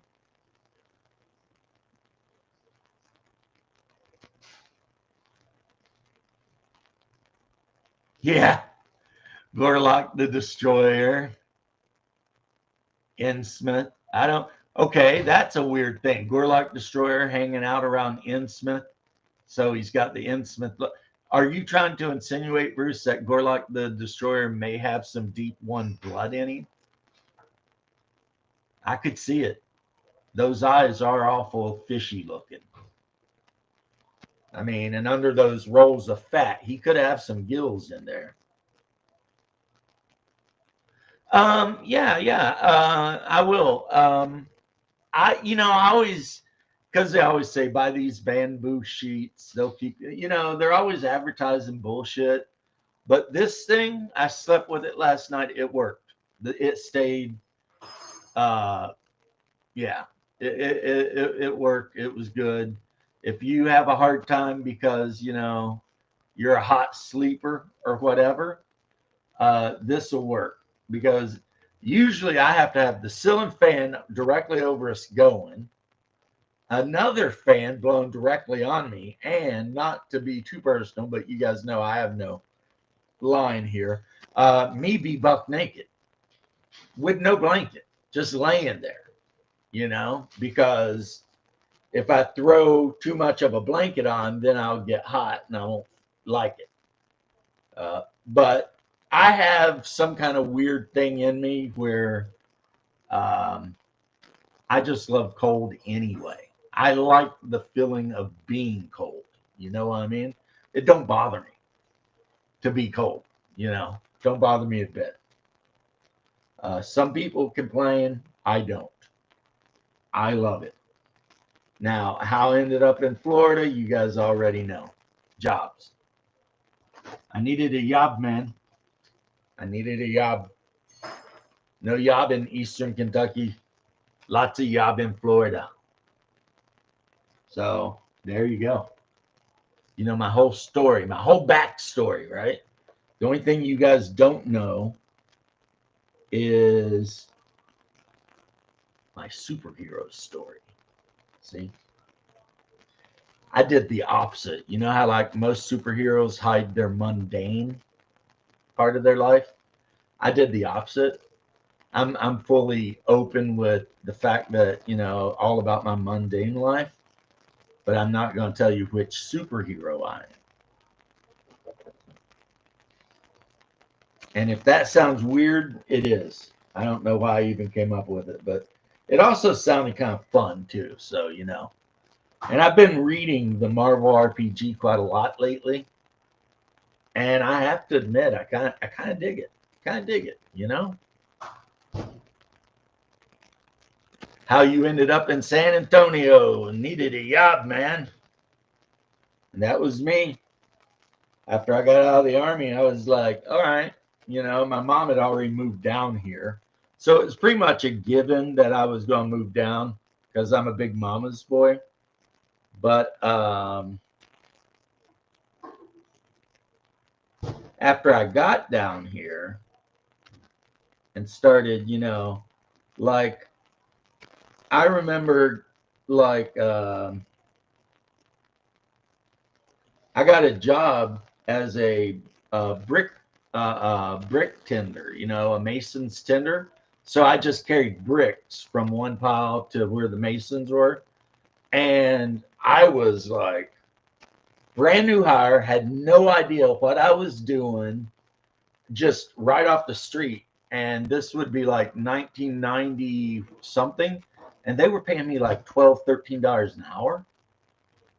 And I mean, back then, that was enough for me to have my own apartment and afford a reasonable used car. You know what I mean? It was like, it was nuts,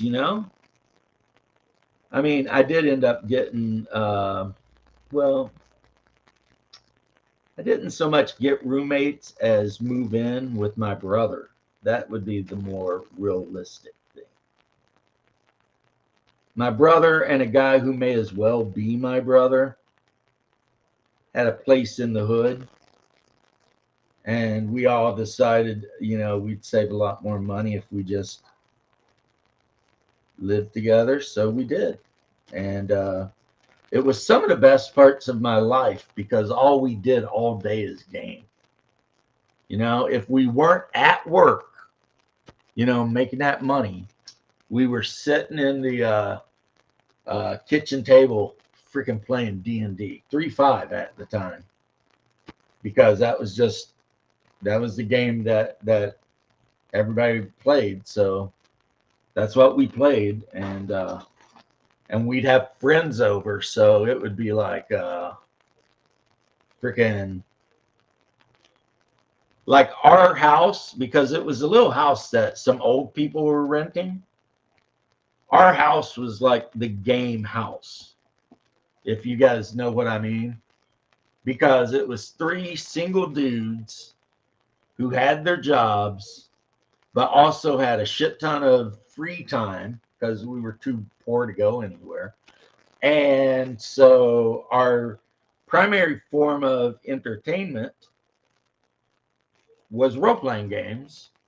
So if you were a friend of ours and you liked role-playing games, then it was kind of a pop in whenever you want. We're guaranteed to be doing something. You know what I mean? And or we'll start something. You know, one way or the other, right? So it was as I said, it was a tremendously fun time of my life.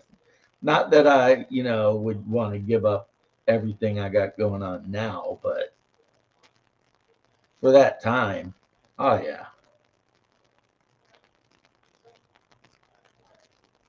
Nice. Nice. It's like I was watching the movie the other day and I realized, see if I can get my hand to be still enough for this to focus.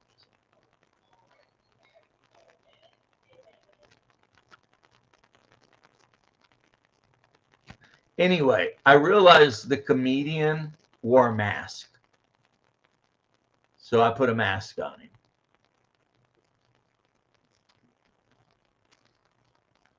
For some reason, I'd forgot he wore a mask. But no, he wears a mask. So, if I ever run a superhero game, I'll probably do like on a scale of power 1, well, 0's human. So 1 to 6, I'll do a 3 or a 4, Like they're superheroes with powers, but they're not, cosmic entities and shit like that. I mean, Deadpool's only a rank 4 guy. Blade's rank 4. So, I mean, that's a pretty good power level for a player to have, And if they just want to, take a character from the book and copy it down, they can do that too, that would be fine. If one of them is like, hey, I really want to play this character, all right, it's fine by me, We'll work it out, We'll figure it out. It's not that hard. Especially if I wanted to make the comedian, he would be a rank 1, at most 2 superhero. At most. And the only stats he would have that were above human, which is 3. 3 is max human stat wise. He would probably have a strength and melee of 4. And then he would probably have mighty 1 to represent how strong he is. And then all of the rest of his superhero points would be spent in like martial arts and firearms and edged weapons skills. So he'd be just a dude with like shit tons of combat skills and a little on the strong side of things. But I mean, he wouldn't be like, Wolverine or anything. I mean, he wouldn't have anything like that. Built for the cold. Yep, I don't know what it is. I mean, but yeah, I love the cold too. It's just, my mom's the same way though, so she prefers cold weather. So, that's why she, as soon as she could retire, moved from this state back. The property she's on has been in my family since, I don't know. I'd have to look it up. That's how long it's been in my family. You know what I mean? Because on my maternal side, and I know this is probably boring for a lot of you, but on my maternal side, my family moved to that region of Kentucky in 1730 something, 1740 something, you know, about that time period. So, and when I say move to that region of Kentucky, I mean move to that property. So that property has been in my maternal bloodline since 1740, you know, since they had to run the Dogman and the Moon-Eyed People and Savage Indians off of it. And, you know, and it's stayed in our family since then. And now, through weirdness, it ended up in my name. But where my mom had her house built is almost directly where my great-great-grandmother's house stood. And they're talking about having Haas move up and Hungar to you guys, I guess.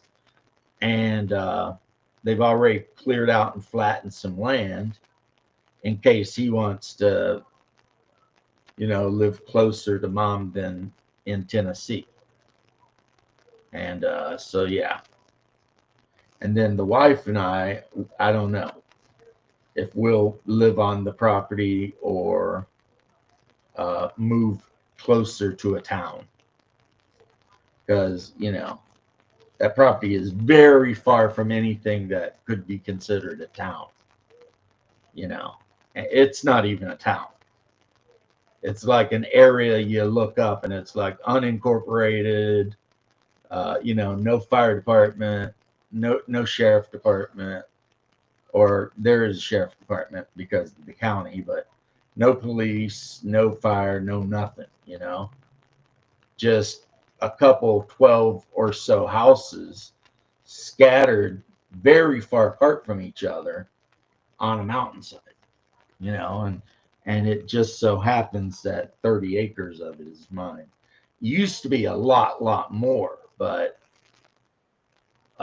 the property my uncle owned when he passed, it's like no one bought it or whatever. What's up, Bear? Hey, sorry about that. My power went out. Well, that sucks, man. Yeah, it's back now. We're good. Cool. But when he passed, he had given the land to his kids who were very young, and they ended up, you know, getting adopted because, you know, they had no parents and no one lived in the state to take care of them. And so no one ever paid the taxes on that property. So that was 20 acres of what used to be the family homestead that ended up getting bought up for tax reasons. So what's up, Bubba? And, you know, that sucks, you know, because now the guy who bought the property for probably, you know, $6,000 for the 20 acres, you know, he's wanting like, you know, 200 grand or some shit. I was like, yeah, no. I mean, the majority of the land you can't even build on. It's just God's rock garden, you know, on the side of a mountain. But Kentucky's been getting weird, man. It's like when I was a kid, you could buy a house for basically a song. Now it's like you look at some houses like in London or Somerset or something, and they're like not even good houses, and these people are wanting like 400 grand. It's like, what's wrong with you guys? Well, that's the way the market's going for everything these days. Yeah, it's like this is Kentucky, out in the country, where we have no services. And yeah, they're gonna bring the services in first of all, right? That's their goal. Yeah. Second of all, you're dealing with a situation where most of them work from home, right?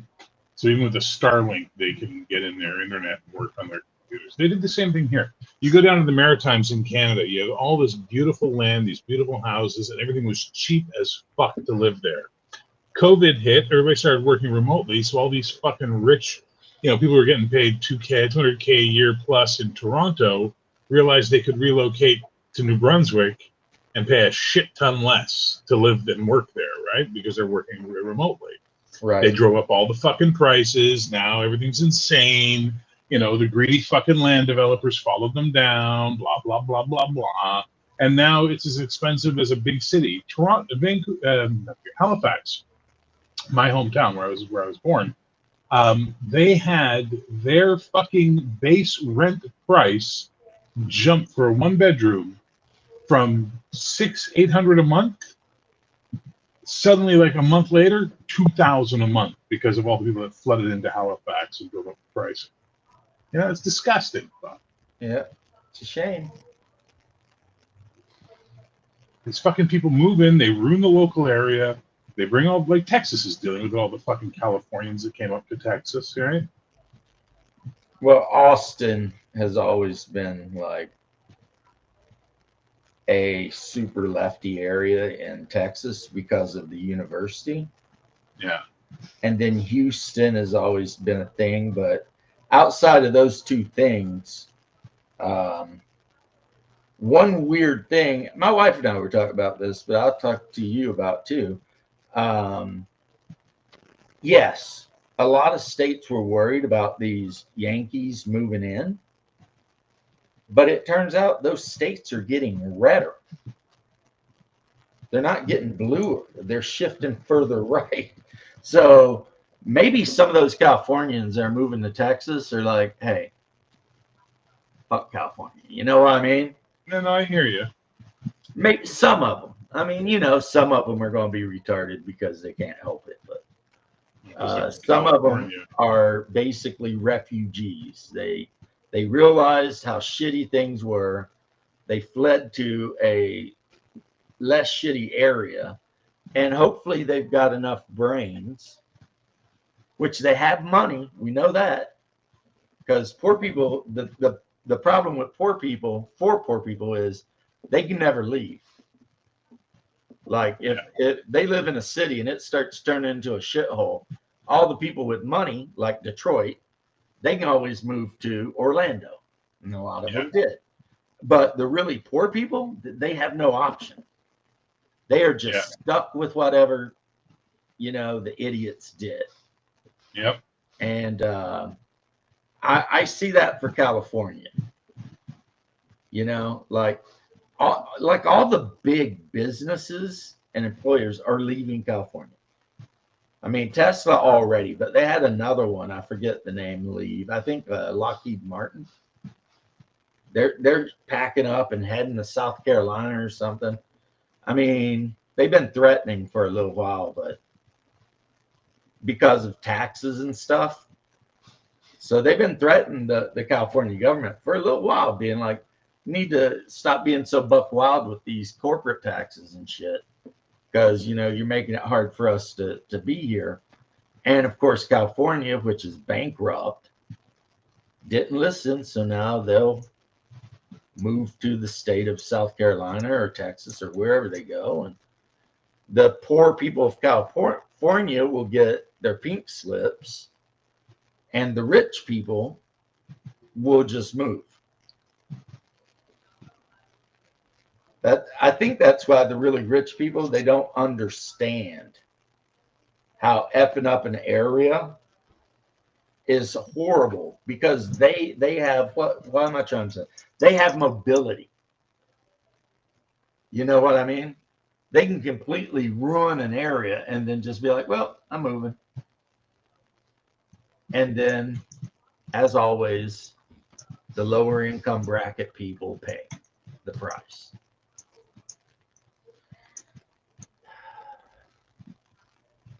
Probably that story is older than the Bible, to be honest. Fair enough, right?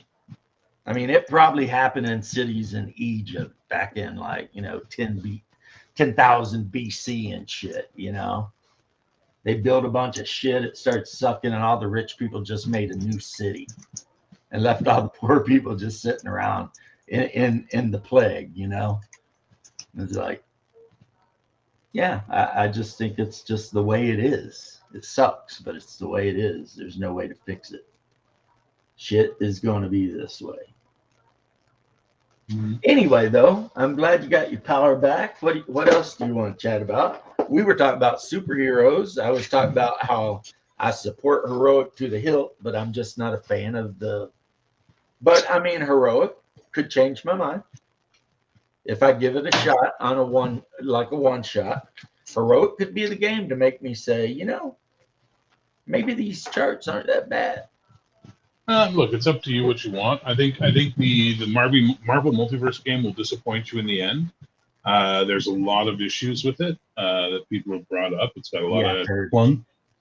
It's not well for me, it really broke my heart because I was a huge fan of the playtest edition, which had so much potential and possibility. Yeah. But as they narrowed it down, they made choices. It lost a lot of what I liked about it and became just another fucking game. Right. Which is a sad thing.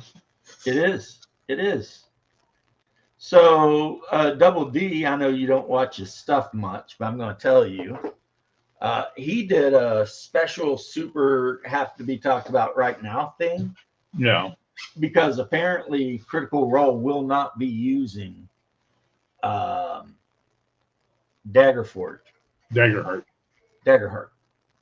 Really, they're sticking with D&D?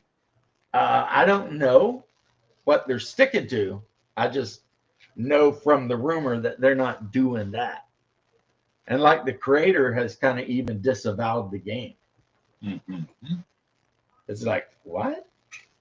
Wait, they've disavowed Daggerheart? The creator of Daggerheart. Yeah. And why is so hang on. I didn't see the show. Please explain to me what I'm not understanding. I caught like 5 minutes of the show, and it was basically the long and the short of it is they're not going to use Daggerheart, and they're not even talking about promoting it or adding anything to it.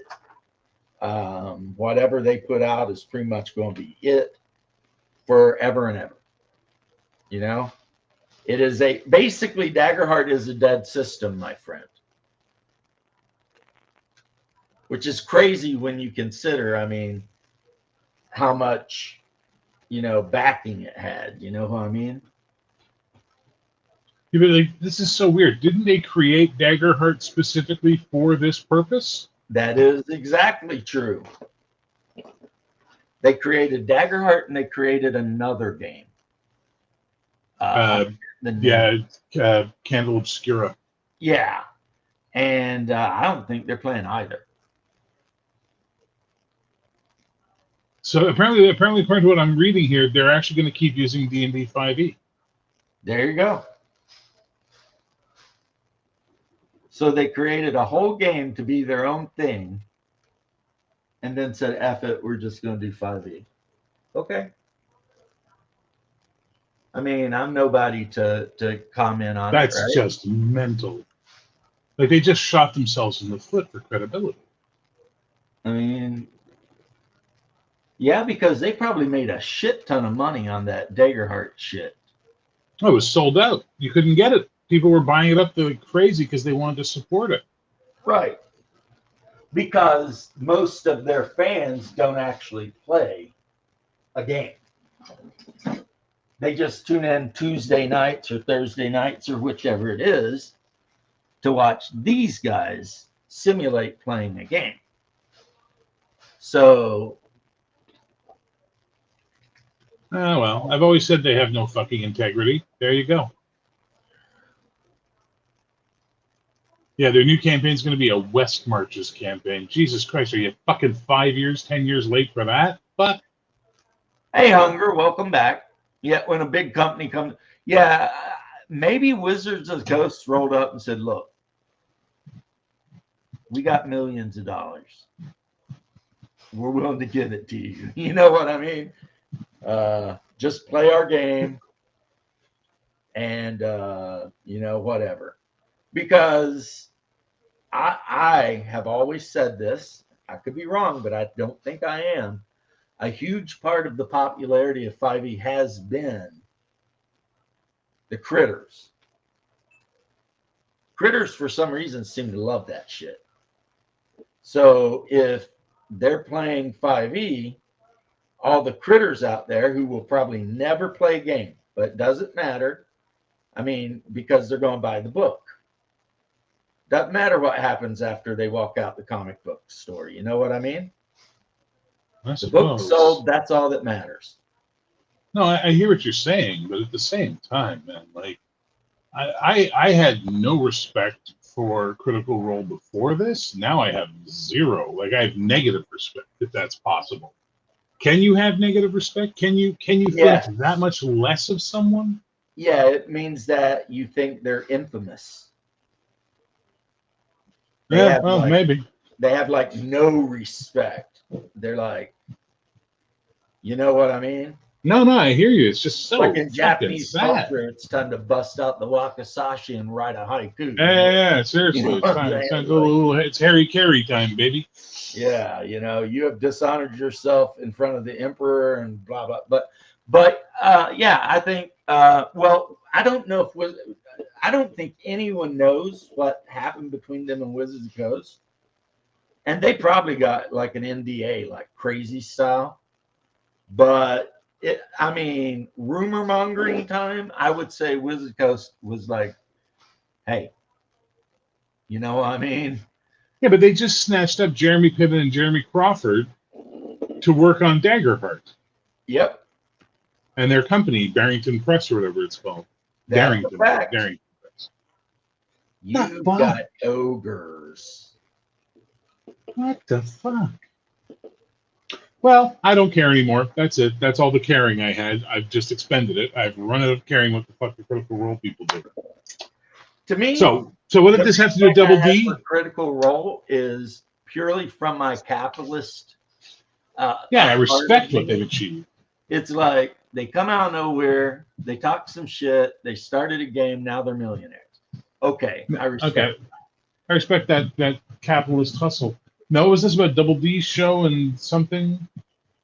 Double D did a whole special on it, but I didn't catch but just a little bit because I was hanging out with the wife and we were flipping through YouTube and I was like, oh, Double D's talking about something. And it was like, yeah, Critical Role is not doing the Darrington Press thing that everyone thought they were going to. Which means, unfortunately, they're all probably going to get a bunch of death threats from angry critters because, every time something happens that the critters don't like, they threaten to murder Matt Mercer. Poor guy. You know what I mean? He can't make anybody happy. People bitch that the game's not deadly enough, and the second a character dies, he starts getting death threats from lunatics. Yeah. It's like, I don't envy him that. Also, his hot ass girlfriend that used to watch the Batmobile, she put on a little weight lately. He might need to tell her to hit the freaking treadmill or something. You know what I'm saying? She's not old enough to just let herself go like that. Yeah. When she gets in her late 40s and 50s, then she's allowed to turn into a grandma. Until then, Yeah, well. She needs to stay who she was. In some countries, if you marry a woman and they get real fat, that's grounds for divorce. It's like they broke a contract because you married one thing and ended up with an entirely different thing. Yeah, but that sword cuts two ways. If the guy gets all pudgy and out of shape too, she can divorce him. As it should be. Yep.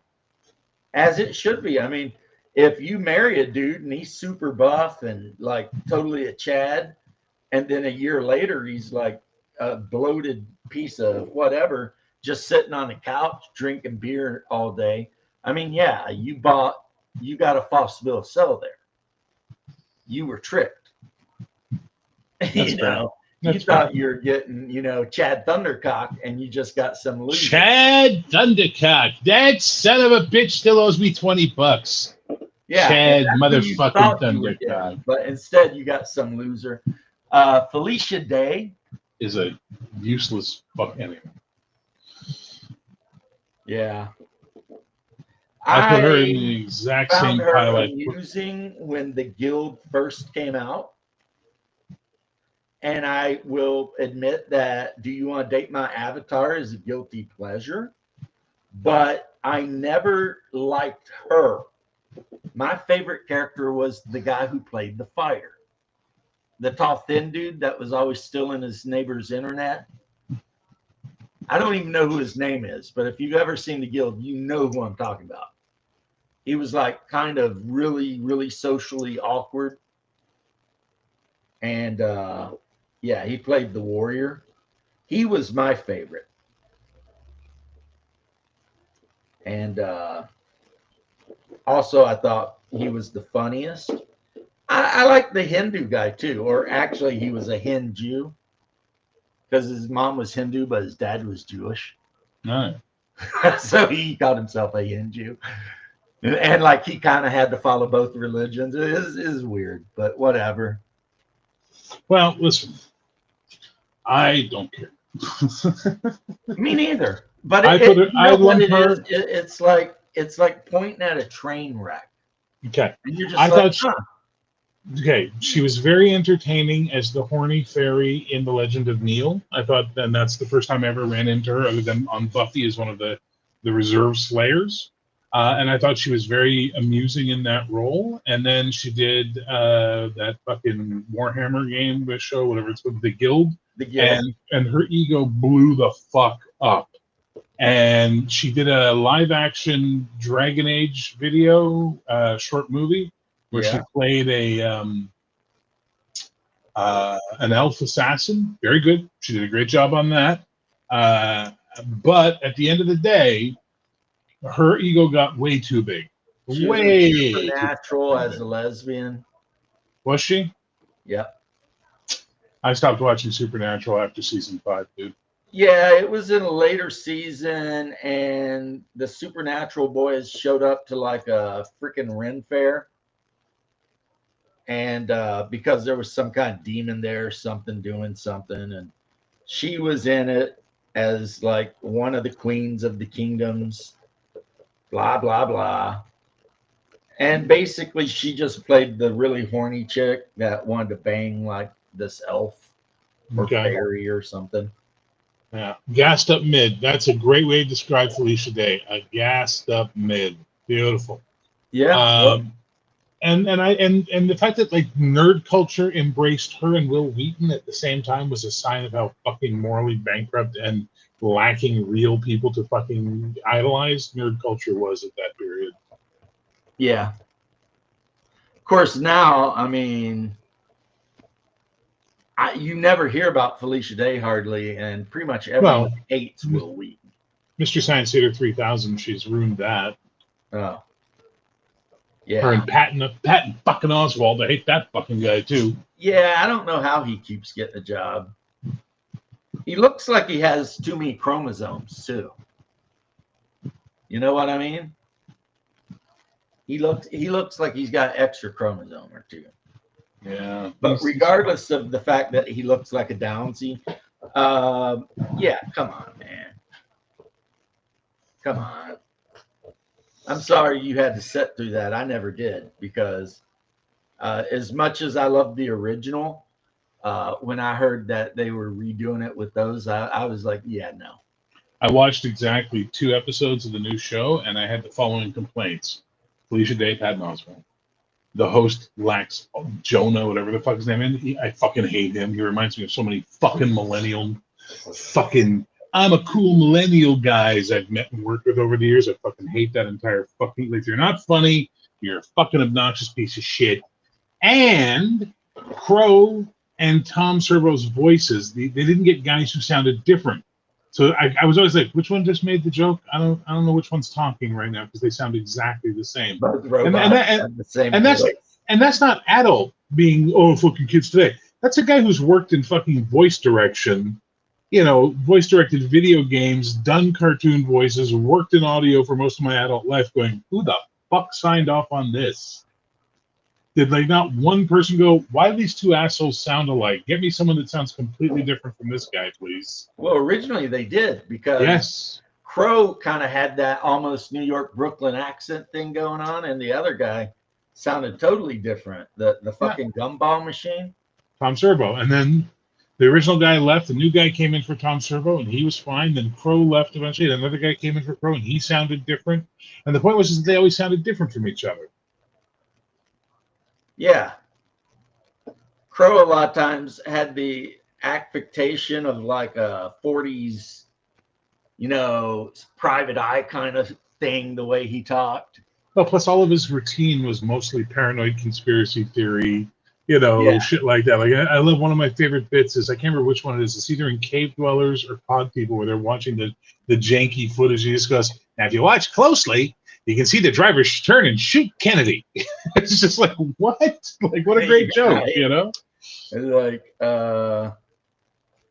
yeah. But what you did is what I was talking about with Crow. He sounded like one of those like news announcers from the 30s. Yeah. You know, like, hey, guys, so the Hitler same guy's up to stuff in Europe, and he's not a good egg. You know? so well, basically, the guy who did Crow's voice was also Dr. Clayton Forrester, Tracy Bellew, and him and the guy who did TV's Frank now have a series of like riff tracks they do called The Mads, where they basically watch and make fun of movies, and they're fucking good, man. Those two guys. What's how to run a franchise? Yeah.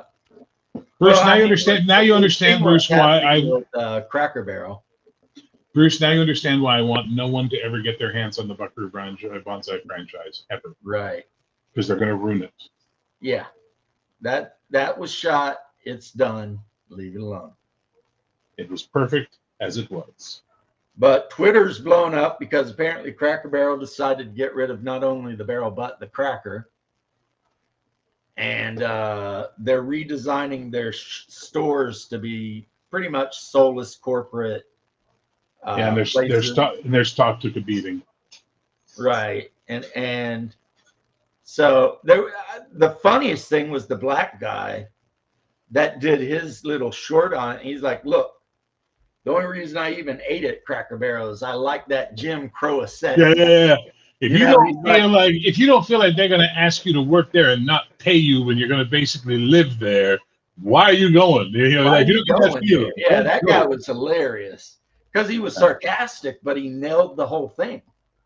You know, it's like, let's go eat at the restaurant that's from an era that was racist, but we're not going to be racist, but it's going to have that aesthetic though, you know? And anytime down here you go into a Cracker Barrel, it was always black guys and Mexicans in there. You know what I mean? They love that food. Whereas I would be at a sushi joint or getting some Vietnamese soup. But if you ever went into a Cracker Barrel, that you'd see that. And now they pissed them off, man. When the black guys are on Twitter talking shit, you're over, man. You are over. I don't know what it is, but when black guys get together and they start having opinions, like the same opinions, in America, it carries more weight than anything else. It is. I don't know how it is in Canada, but in America, it is a weird kind of thing, you know? Which is why Dave Chappelle is so popular and is uncancelable. Because, you know, it is what it is. But yeah, it's like, why would you get rid of the old dude sitting in a wheelchair next to a barrel? Like, because a woman took over, dude. That's what you need to understand. Yeah. Women can't just come in and manage something that already existed. They got to change it, make it different. It's got to be more representative of what we believe, and blah blah blah blah blah blah. Bud Light all over again. Yep, and they don't understand. They fuck everything up, and then what happens? Everybody gets really sick of their shit. Yeah. Well, it's the same thing with to make it more about gaming. Wizards of the Coast, Games Workshop, etc. They drive away their core fans because somehow they have been convinced that somewhere around the corner there are just billions of these people just waiting to buy their books, right? If only you make the books about coffee shops and lesbians.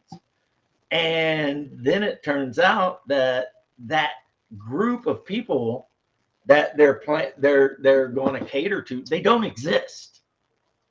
And then you just end up with no business, you know, like how everyone got mad at Games Workshop for implying that there may have been a female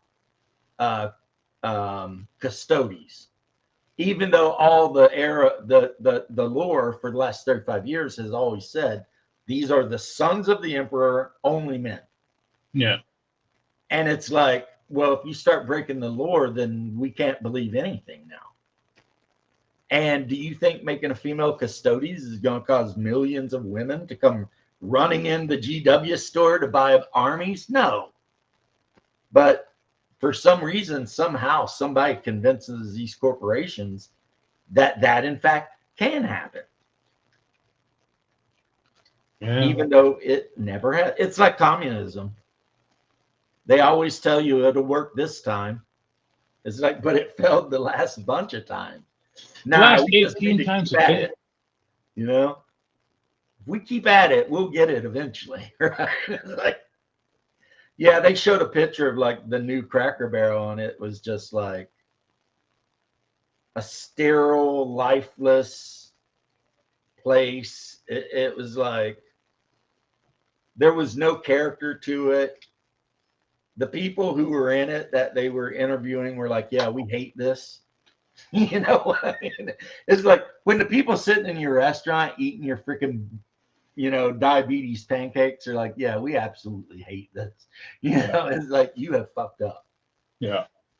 But hey, so we've got, that's the news. Freaking Cracker Barrel is being stupid, and Critical Role is also being stupid. Yep. The best part about Critical Role is if you go to Mashima, or however you say that, you can watch Matt Mercer's wife wash the Batmobile. And there's a part where she like literally rubs her bikini butt all up and down it and stuff. And she was pretty smoking hot back then, if you don't mind, you know, smaller boobas. They're definitely maybe B cups, but I don't mind at all. Right, you know. What's wrong with that? Dude, I don't give a fuck if they're A cups. I mean, people are so weird about tits. Like, I don't get it. They serve zero function outside of child rearing. You know, people get so weird about it. Do you know who I have observed are the weirdest when it comes to boobs? Who? Gay men. I've hung out with gay men, and they are obsessed with boobs for some reason. It's weird. But don't talk to them about the thing down there between the legs, because then they get all grossed out. You know what I mean? Literally. I had people I hung out with, and they're like, "Eh, God, I can't imagine you going around that slimy blah blah blah blah." It's like, dude, okay, whatever. You know, I'm not going to argue with them about it. But they love boobs, man. They are just always about it.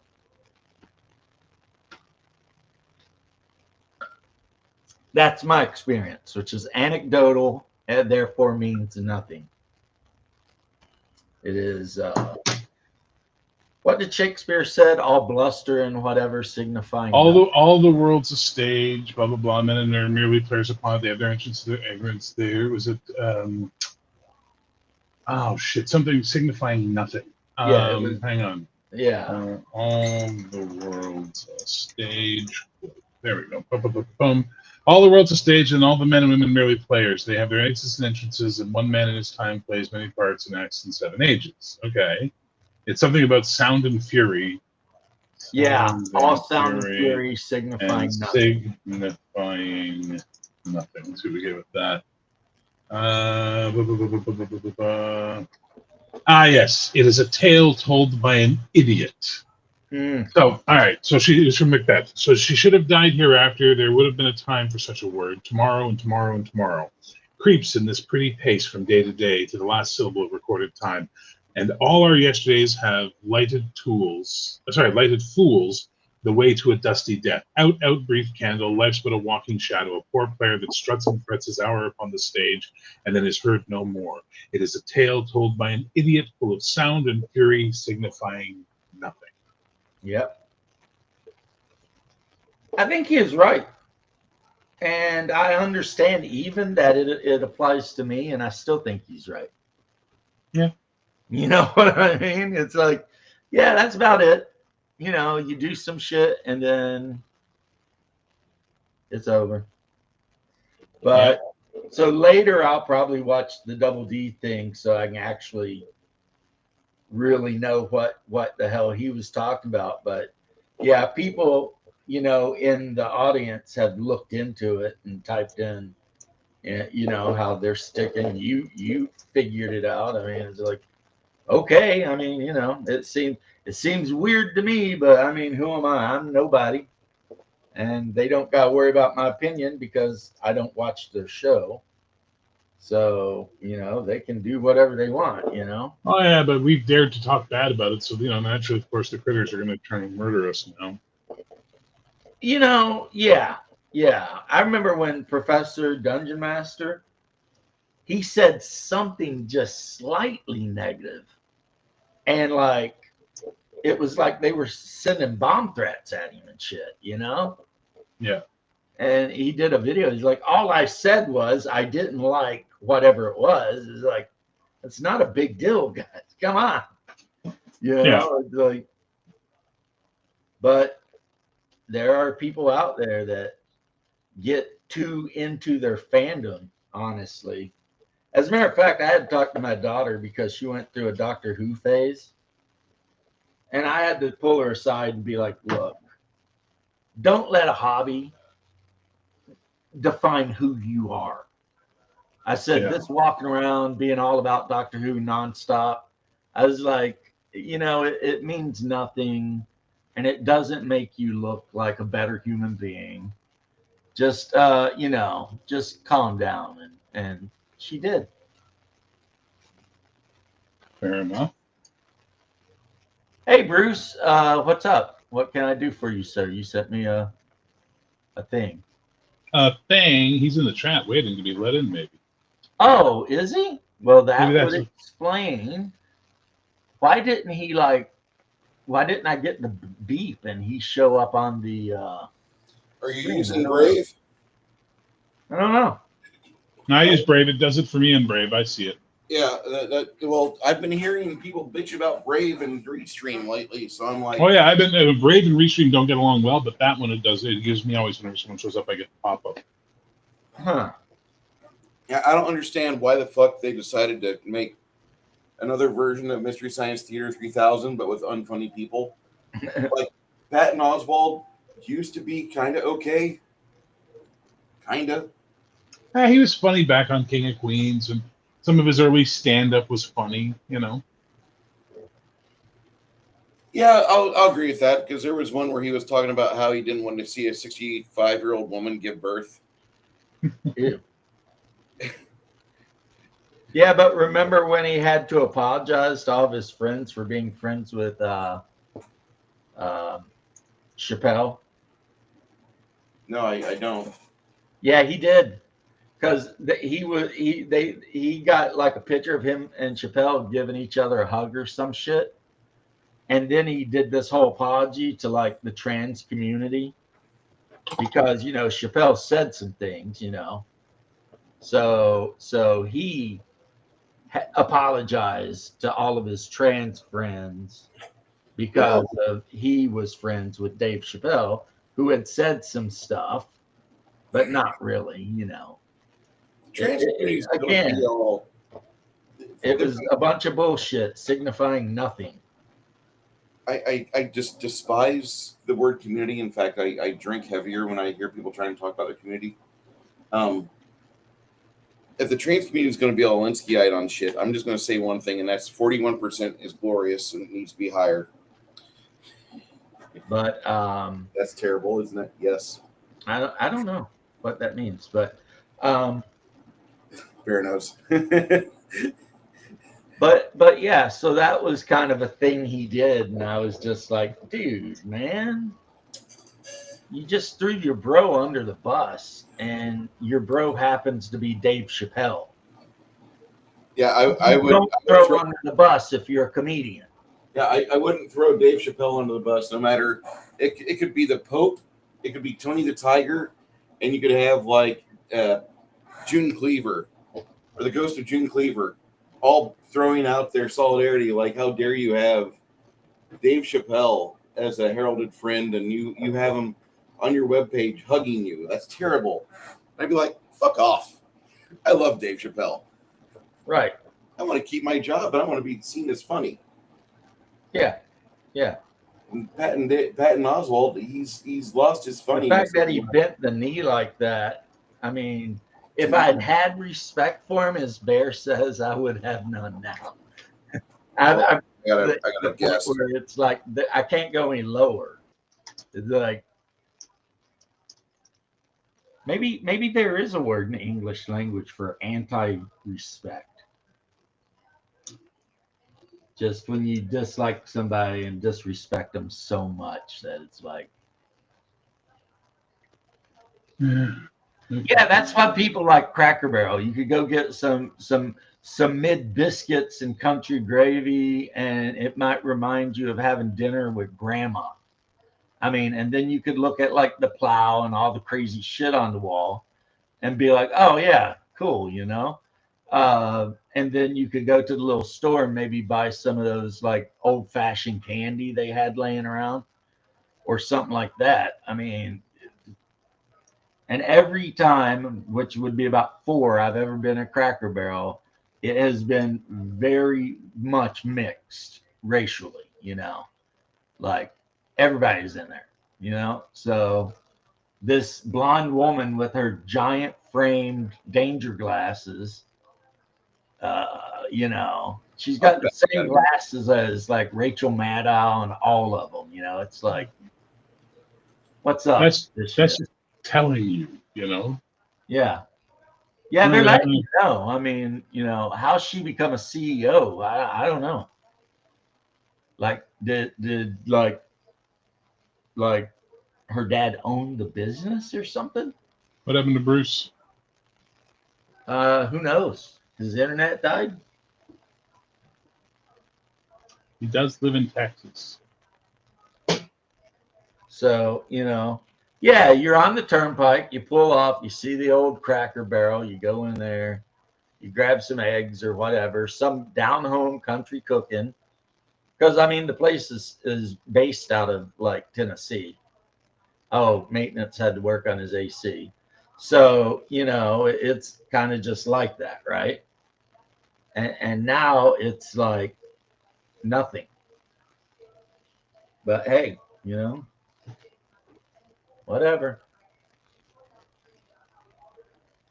Just like I said, I never liked Daggerheart either, so the Daggerheart stuff has zero effect on me because I'm like, I didn't care anyway. You know what I mean? Yeah.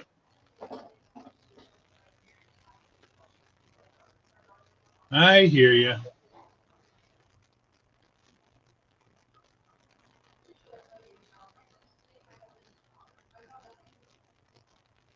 All right. So I listened to a story last night where this like 7-foot tall red-skinned alien was talking to a human engineer about needing something fixed. And he casually mentioned how pretty her hair was because it was like long and shimmering silver or whatever. And she called HR on him. No, she said, I accept. And he was forced into a marriage. What the fuck story was this? It's a story on YouTube. Oh, it's one of these like dumbass stories. Okay, never mind. Because apparently in her alien culture, if you comment somebody like that. Oh, the alien was the chick. Oh. The female alien was like, oh, well, according to my culture now, we're bonded. And the human was like, what? You know what I mean? So then eventually they wanted the human to fight for her honor against one of her people. But the problem is in this universe, Earth is considered to be a death world. Not only a death world, It's always a fucking. I'm so sick of that fucking storyline. yeah, because it's always a AI death world. making all the stories, man. Yeah. But so Earth is like the deathiest of death worlds, and this The human is like deathiest. super dense and like, you know, all of this shit. So of course he's gonna beat the other guy, and then the story ends with the fact that, you know, they do medical shit, and it turns out that the human and this particular alien can reproduce, and so they have babies, and then they're happy. And that's like literally 50 of the stories in summation. The main thing that changes is what the human does and the color of the skin of the alien. But they really like white or green hair. And lilac skin for the alien is very popular, I've noticed. Okay. Yeah. So that's what I did. I listened to some AI sci-fi. And how was it? You know, I mean, it's not freaking Isaac Asimov, but it's a good, you know, waste 30 minutes hearing how some human has not to Asimov. I don't believe you. It's not Asimov. Shut up. You know, you listen to some random poor schmuck human have to go through a bunch of trials and tribulations because he accidentally stepped on some weird alien cultural, you know, norm, and now he's being held to it. There was one where this guy literally was visiting like the empress of this like really warlike race. Mm-hmm. And like after they cut the deal between the Earth Alliance and the warlike race, they were drinking wine and hanging out, and she was talking about how she never married. And the human's like, I can't believe that. You would make a wonderful wife. And the empress looks him dead in the eyes and says, I accept. And then the rest of the story is how this human who just made a random comment ends up becoming the husband of this warrior alien race woman. And, you know, there's tons of them, man. It's nuts. You can put that shit on and go to sleep, and just all night it's stories of humans knocking up aliens. Or killing them all. Yeah, I'm still good. The one I listened to. Meanwhile, I wrote a fucking book and I can barely sell 10 copies. That's lovely. The AI is just doing its thing, right? Maybe you should read your book on like as a YouTube thing. And then mispronounce every word and you know, have weird sentence structure in my delivery like the recorded voices they use. No, because the Carl Dungeon Dweller thing I've been watching, it's mostly a guy reading it. Yeah, it's because they paid someone to do it. I think it's the writer. Could be. But whatever, you know. Yeah, maybe. Who knows? I don't know. Maybe it's possible. New York is your college town? Nice. Yeah. I love the Asimov collection. In the beginning, it says like his birthday. He was born in, and it names where he was born in the USSR. And like the very next sentence is, he decided that he had to rectify this situation immediately. So like then he moved to wherever he moved, and then they ended up in New York. The guy had like 4 PhDs or some shit. Look it up. I mean, an absolute genius. And like real PhDs, like physics and mathematics and chemistry, and you know. But anyway, my wife's off work. I'm gonna go hang out with her. Be seeing you. Be seeing you next time. You and whoever else watches.